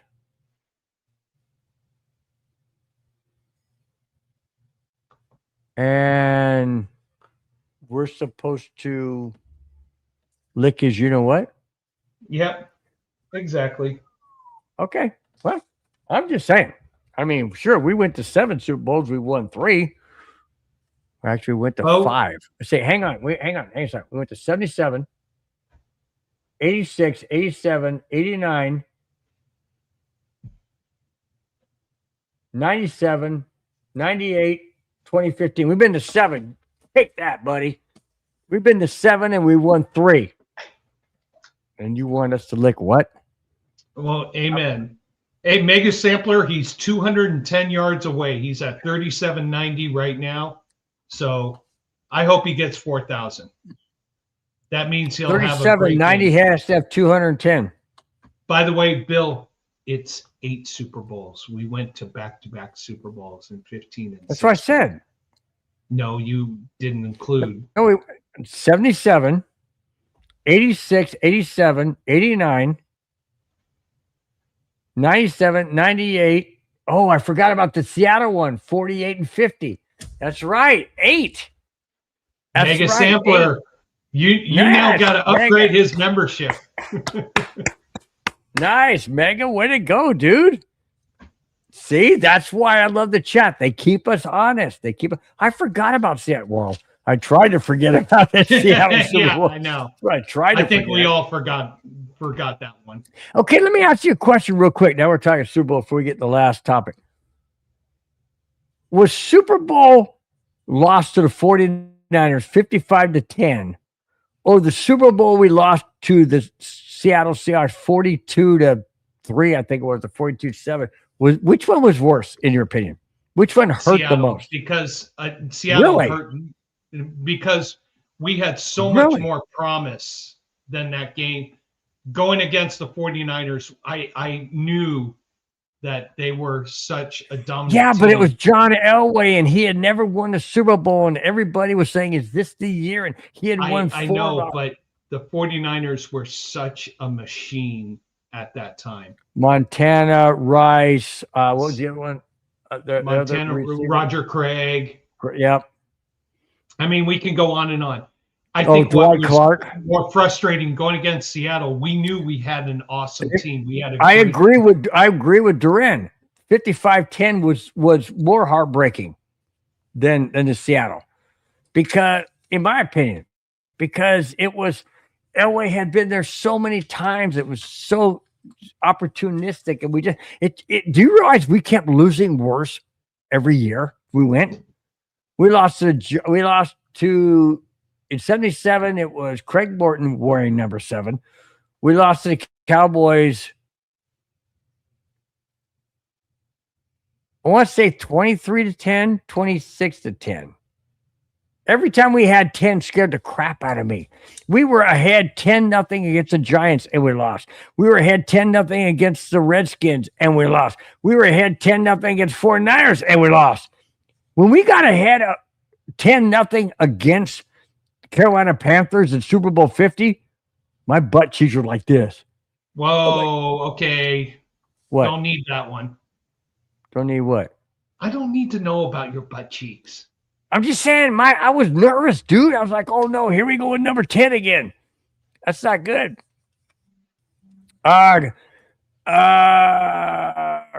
Chris Prods says Chiefs dynasty is over. Do you agree? The guys on the show last night on the post game said they don't think it's over. They think it's a reset. I think it's a retool. I agree with that. The salary cap put them in a huge hole this year, not as much next year. So I think they can retool. As long as they have Mahomes and they got Andy Reid, they're going to be a threat. What if Kelsey retires? They'll get another tight end. All right. I think as long as you've got Andy Reid and Mahomes, you're a threat. What that threat looks like, we don't know right now, right this second. I mean, do they go more wide receiver instead of tight end? Who knows? But you've got two of the primary elements together. Look at what New England was when they were dominant. What was their two primary elements? Tom Brady and a coach that I don't want to say his name. But you had the two primary elements together. This is what the Broncos have right now. They've got Bo Nix. They got Sean Payton. Get that. Those guys working together. What I want to say one more thing about last night's game. I love the anger and the frustration Nick showed on one timeout coming to Sean Payton. Showed that energy, showed that enthusiasm, showed that passion. Who does that remind you of? Who does that remind you of? To me, it reminds me of John Elway going to Dan Reeves. Going to Dan Reeves. Which you would never think. Yeah. You would never think, as well respected as Dan Reeves was, John Elway getting in Dan Reeves' face. Mm-hmm. That's not something you would expect. And Bo Nix doing the same thing with Sean Payton. What happened? I'm right here. You're breaking up. I am? Your T-Mobile internet is not helping. Oh, stop. It's helping. Oh, by the way, LOL reset. Holmes is probably out next season and Reed is retiring. I don't think so yet. I think if Mahomes is not 100% next year. Now, granted, it was an ACL and MCL. If it was just an ACL, I think he could come back fully. But it was both a ACL and MCL. He better start rehabbing like crazy. And if next season is not as good, then maybe Reed makes a decision. Who knows? How about this one? Sam Watkins says, what's going to happen when they have to pay Bo Nix like a legitimate quarterback? Oh, I love this. I can't wait to see this train wreck. I'm going to subscribe just to check in on you too. Good, Ghost. We welcome you to subscribe. Absolutely welcome you. As far as a train wreck, I think when you have the income and resources that Sam Walton has, I don't think it's a train wreck. I don't really. What do you think, Spencer? And here's the thing. Bo Nix is seeing a legacy that he can build here. Now, if he wants to break the bank, then the legacy is not going to happen. Learn from John Elway. Learn from John Elway. Learn from Nick Bonito. Nick Bonito didn't take top dollar. He took a good value to allow his defense to bring more resources and more assets. I got to bring this up. This is classic. Glenn Paul says, I'm sure the NFL will give the stupid Kelceys a show just like the Mannings. Can you see Travis Kelce and Taylor Swift doing a freaking football show? I wouldn't watch it. Now, the Mannings, I've watched it once or twice. And oh, my gosh. It's a train wreck. But it is. It is. I'm sorry. Oh, God, that was funny. Love you, Peyton, but your Monday night show. What they try and do is I like Peyton Manning's insight. I do. I think he's really good.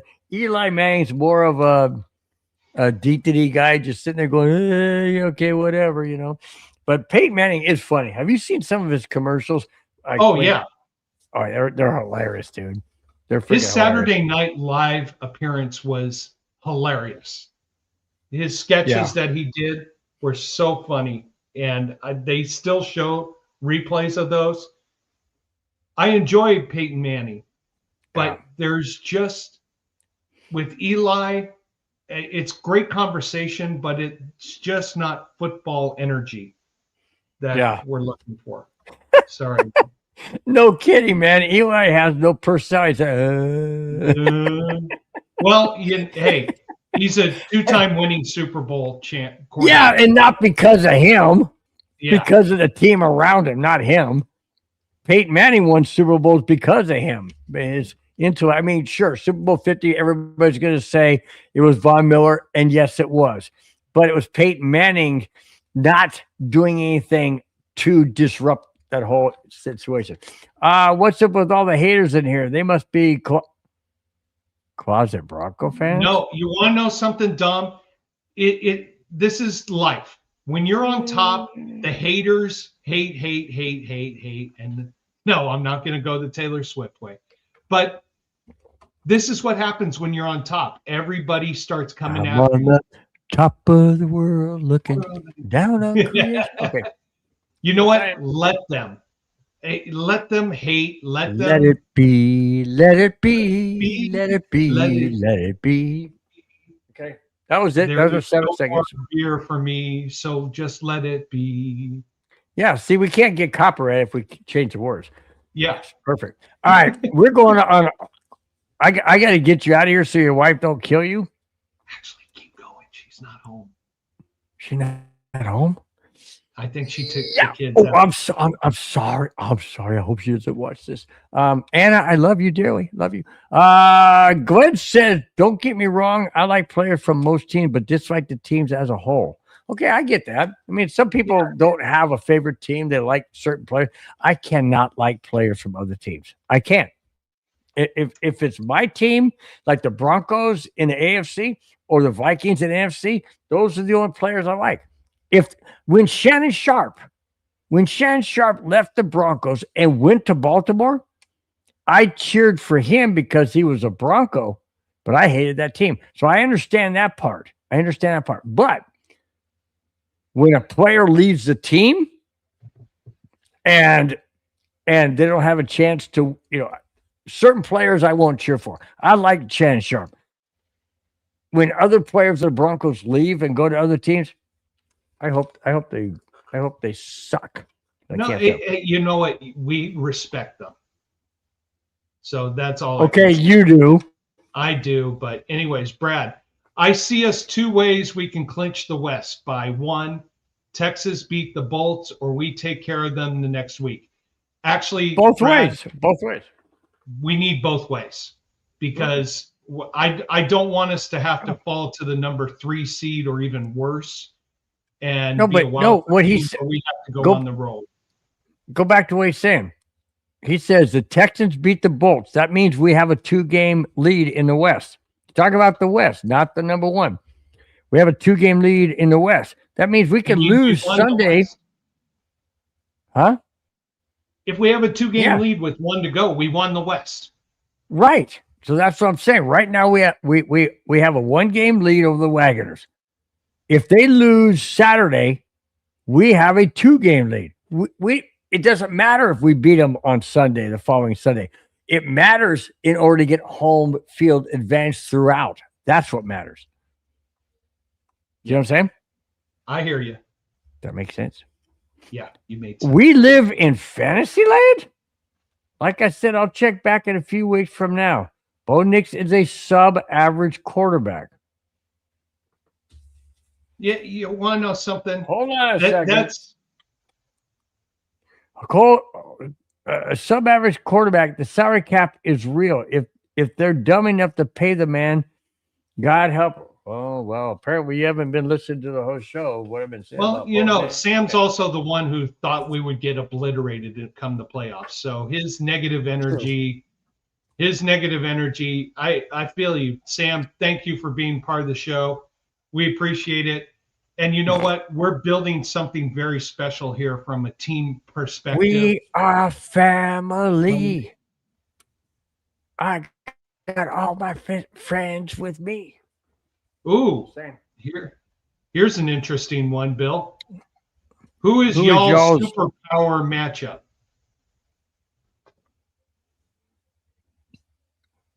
Huh? I'll let you translate. Superpower matchup? Meaning what?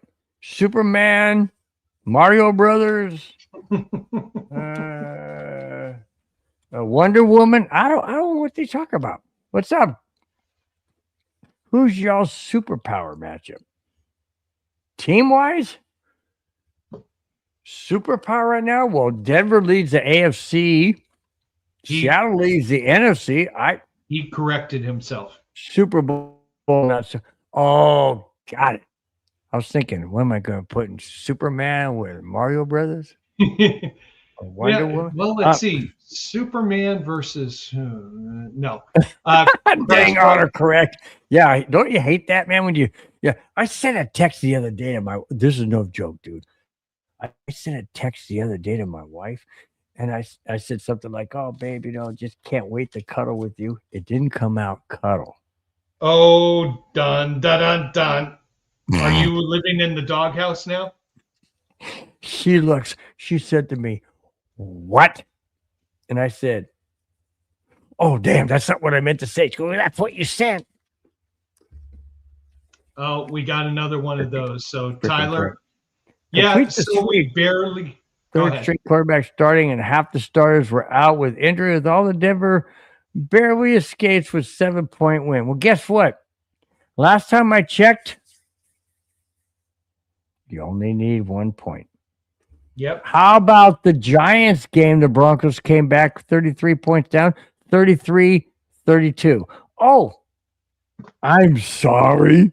The NFL didn't get the Giants to win because they had more points in the first 3 quarters.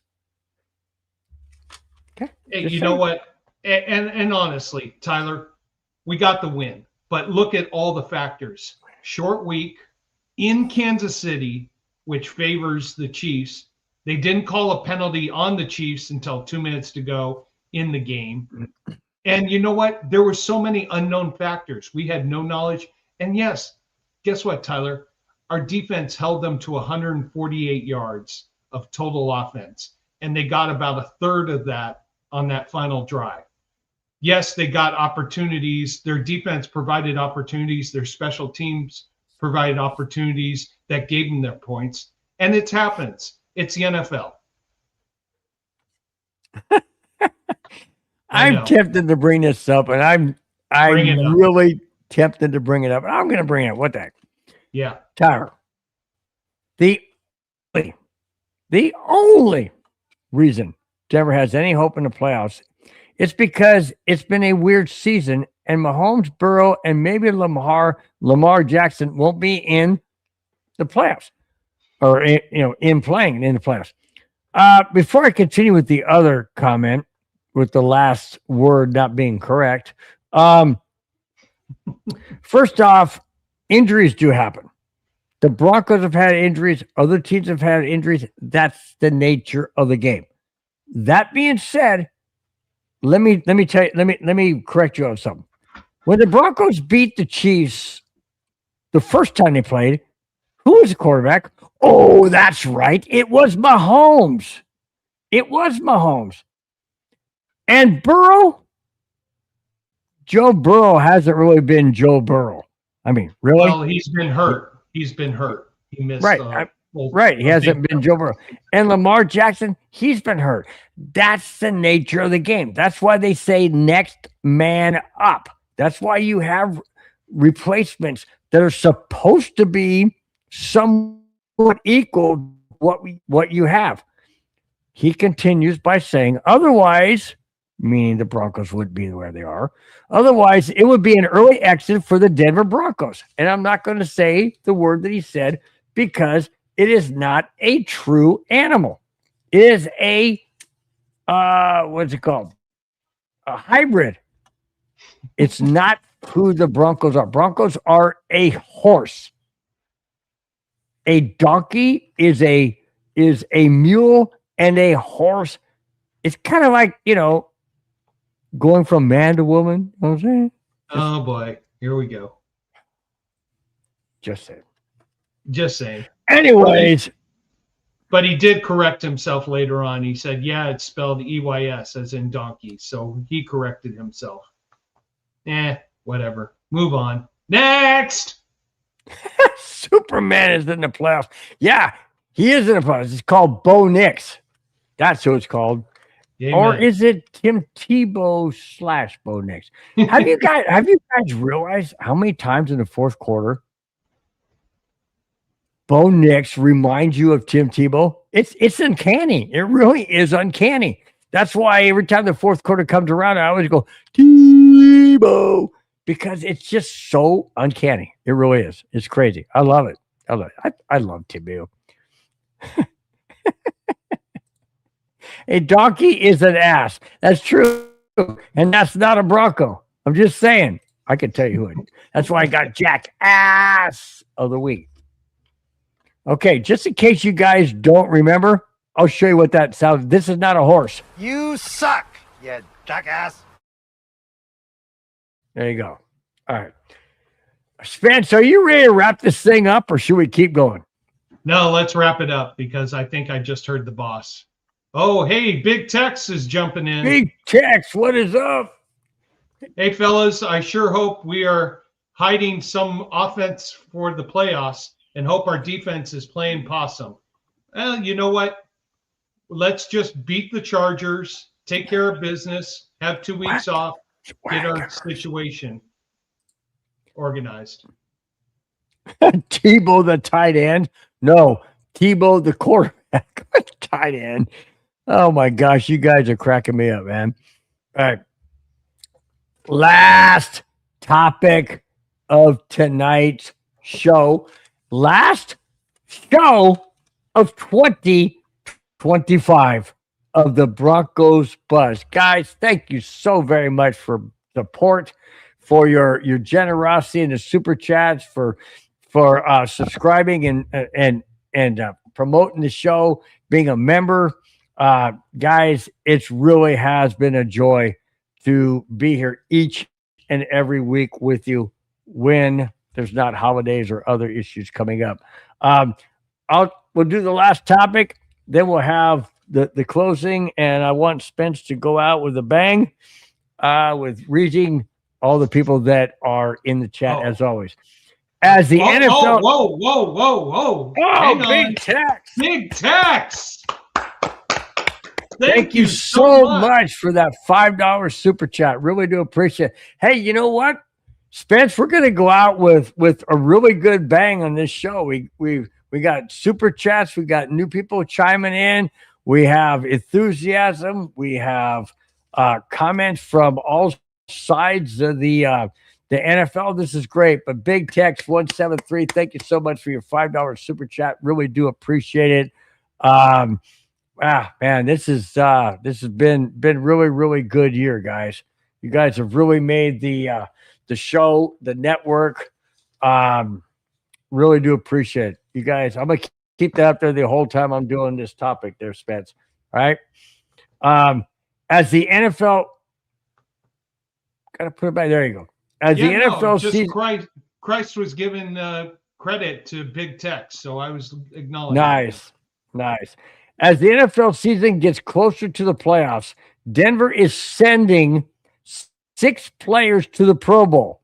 First off, let's hope the Broncos players never make it to the Pro Bowl. Why?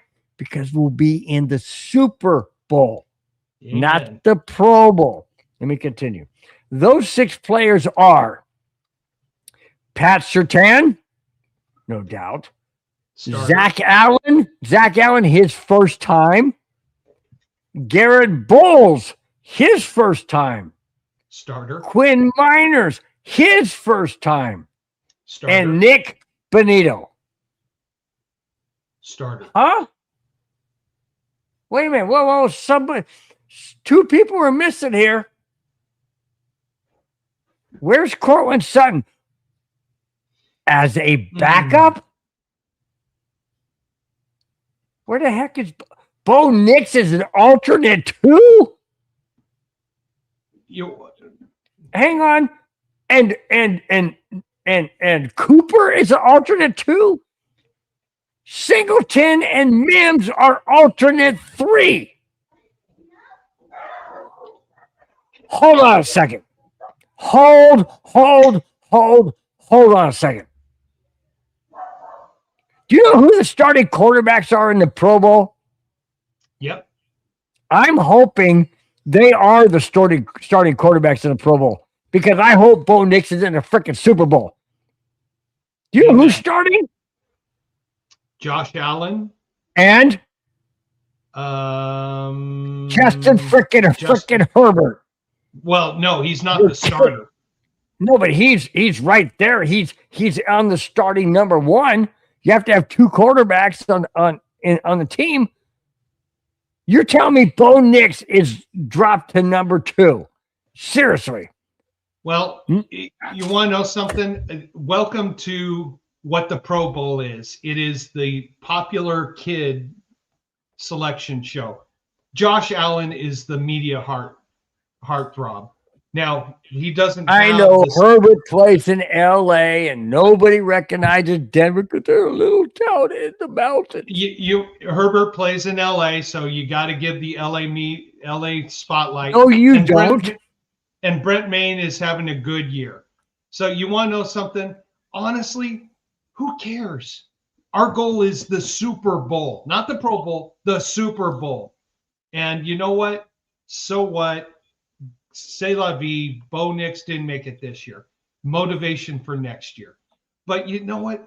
Again, it's the popular kid voting contest. That's the Pro Bowl. So I'm not overly worried about it. It is what it is. Just Bo Nix, focus on the Super Bowl. Focus on the playoffs. I agree. I will say this from Big Text 173 says, so happy for our big fellows, meaning Zach Allen, Garrett Bowles, and Quinn Miners. This year has been a blast. Go Broncos. I absolutely agree. Absolutely agree. It's great to see that they've been selected, that they're going to the Pro Bowl, unless Denver is in the Super Bowl, then they're not going. So that's what I'm hoping for. But yeah, otherwise, how about Pat Surtain, dude? 3 of his first 4 years, he's been a Pro Bowl selection. The guy is just a absolute shutdown corner. Guy's been insane. Guy's been absolutely insane, man. Yes, victory lap. We're still on, but the boss just got home right now, so I think we're going to have to wrap this up. Victory Lap says Super Bowl bound, baby. Absolutely. So with that, we are going to wrap up the show. Spence, take us home with everybody in the chat, please. Oh, my God. So thank you, everybody, for being a part of the chat tonight. Really appreciate you. We're going to try to get through to everybody, starting with David Yonkin. David Yonkin, thank you for being a part of the show, being there early and being there often. We appreciate your comments. Rod, I know you're a big Rams fan and you want to see Rams Broncos in the Super Bowl. So do I. Hero 49, waiting for us to get blasted. Okay. Well, wait as long as you can. Buddy Lee, thank you for being a part of the show, even though you're negative about the Broncos. Nothing new. Rudy, thank you for being a part of the show. And yes, Steve was here tonight. Even though we don't understand half the stuff he said. I know. Mega Sam Miller. Bill, you got to take care of his membership. So let's use our super chat to take care of his membership. Because you said you were going to help him out. Ty Eagles. Hey, by the way, at the end of the show, off air, whatever, send me his name and I'll send to Mundung and see how I can do that. Okay, we'll do what we can for that. Ty Eagles is an Eagle fan. Thank you for being a part of the show. We really appreciate it. 93 Navman, Raider fan. Dude, I really can't wait for your next show. I want to hear what your honest opinion is about how the Raiders are going to play down to their competition and lose, how they're going to do that. One shot, one thrill. Looking for a Broncos 49ers Super Bowl. All right. 49ers got a chance. They do have a chance. Chewy, thank you so much for the super chat. Really appreciate it. Love your show. Love your enthusiasm. Glenn Pad is a Chargers fan who lives in South Dakota. Thank you for being a part of the show. John Ward just said Wildcats. Well, not sure if it's Kentucky Wildcats or a different Wildcats, but thank you for being a part of the show. Yao Dunce is a Chiefs fan. Thank you for being part of the show. Richie Rich, thank you for chiming in. We really appreciate you being part of the show. The Mass Rod doesn't think we're getting past the first round. Thank you for your negativity. We appreciate you.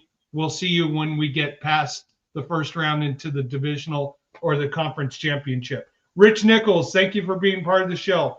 Welder Steve, thank you for your input and being a part of the show. We really appreciate it. I cannot read my... Oh, Dry Cobb Gramid thinks we have a questionable offense. Well, you know what? We're winning games, so we got a good enough offense. The Dark Horse, we really appreciate you being part of the show. Victory Lap. Yo, Victory Lap. JJ loves the Broncos. Thank you for being part of the show. Anthony B, 303, thank you for being a part of the show. It's a Broncos fan. West Philly Black had a great comment tonight as a Philly fan. Thank you for being a part of the show. Trevor Ross is a KC fan. Thank you for checking in on us. We appreciate you. Sorry we had to beat you yesterday. Conduit is thinking the Giants are going to win the Super Bowl. Maybe if we were back in the different century or millennium. Yep. 1987 when they beat the Broncos. Yep. Max Ray thinks the Broncos are one and done. Well, you're open to your opinion. We appreciate you being part of the show. Linebacker, well, we won, but we ain't done. Yep. Thinks Crosby is leaving the Raiders. Dun, dun, dun. Appreciate you being part of the show, linebacker. Don Mars think the referees helped KC. Duh. Of course.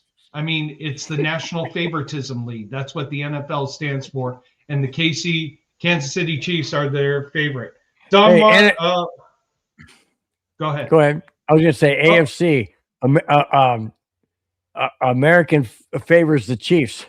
Yeah, America favors the Chiefs. So Jacksonville Kid is a huge Jacksonville fan. You guys got us. We look forward to seeing a revenge in the playoff. I am Broncos. Thank you for chiming in to the show tonight. We really appreciate it.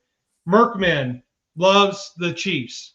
All right. Well, thank you for chiming into the show. Clayton Haran. Thank you, Clayton. Hey. Hope you're doing well. Appreciate you being part of the show. Joshua W088083. Thank you for being part of the show. Sam Watkins thinks we're going to get obliterated.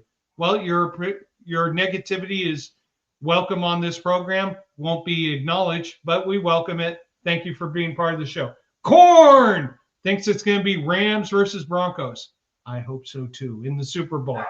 SoCal Slime, congrats on sweeping KC in Vegas. Thank you. We really appreciate your support. Wally Dog, thank you for being part of the show. John Bird thinks he's a Steelers fan who thinks Jacksonville is going to win the Super Bowl. Well, let's see if Jacksonville can make it. See if your Steelers can make it through the first round. Dakota Miller, thank you for your support as a Bronco fan. Claudia Smith, thank you for your love for the Broncos. We really appreciate it. Matt Bergeron, hi. You just said hi, so hi back to you. Chris Filkins is a Chargers fan. Well, I'm sorry.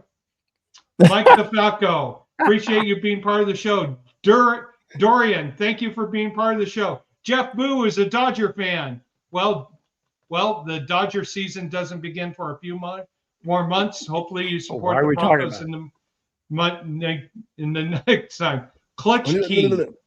I know. I'm trying. Is the Steelers fan. Thank you for being part of the show. Christ Pod is a Super Bowl looking for a super matchup. Oh, it's a Super Bowl matchup. We appreciate you being part of the show. Tyler Irwin thinks we barely beat Kansas City. Well, duh. Everything was put against the Broncos and everything was favored for KC. So thank you for being part of the show. Big Tex, thank you so much for the super chat. We really appreciate you. Thank you so much. We appreciate you being part of the show. Max Ray, how far can we go? Well, hopefully the Super Bowl. That's where we want. Estee the lawyer, are you reading a contract, looking at intellectual property, or trying to be on top of things? Hey, I read contracts too. Thank you for being part of the show. And Baylor Bear, real talk. Denver has turned into a homeless apocalypse city. Well, all right. Okay, I'm gonna end it because I'm gonna do this. I want your comment. We're gonna end it this way. Ready? Hang Here we on go. 1 second. What? Vaccinator Don't one. go there. Don't go there. Thank you for being part of the show. Okay, here we go. Vaccinator said, loving the channel so far, boys. Needed a little NFL talk now that I'm winding down for the night. It's so encouraging to see an openly gay couple just chopping it up and talking ball. God bless. Back to this one. David Sawyer says, football is stupid and a waste of time. With that, Spence, I think we're done. What do you think? I think we're done. We made it this far. Thank you guys all for being part of the chat. And I'm gay with enthusiasm and love for everybody who was part of the chat. So thank you guys. Appreciate you being part of the show and being a great listener to two fun guys. We're both married, not to each other, but to literally figurative women. All right. With that, guys, what a weird way to end 2025 of Broncos Buzz. Thank you guys so much. Each and every week that we do this, we love doing this. We love you guys. We appreciate you. Thank you so much for your support, for your generosity, and for having our back and watching this show. We love you guys dearly. Have a wonderful, safe, happy New Year. We will see you January 2nd, 2026. Till then, guys, bye-bye. Fast lane when I pass in the street, bag of money in the passenger seat. Tempo's been asking for me on the road from the west to the east. Way up, I might never come down, cause the coast's racking up the flame out.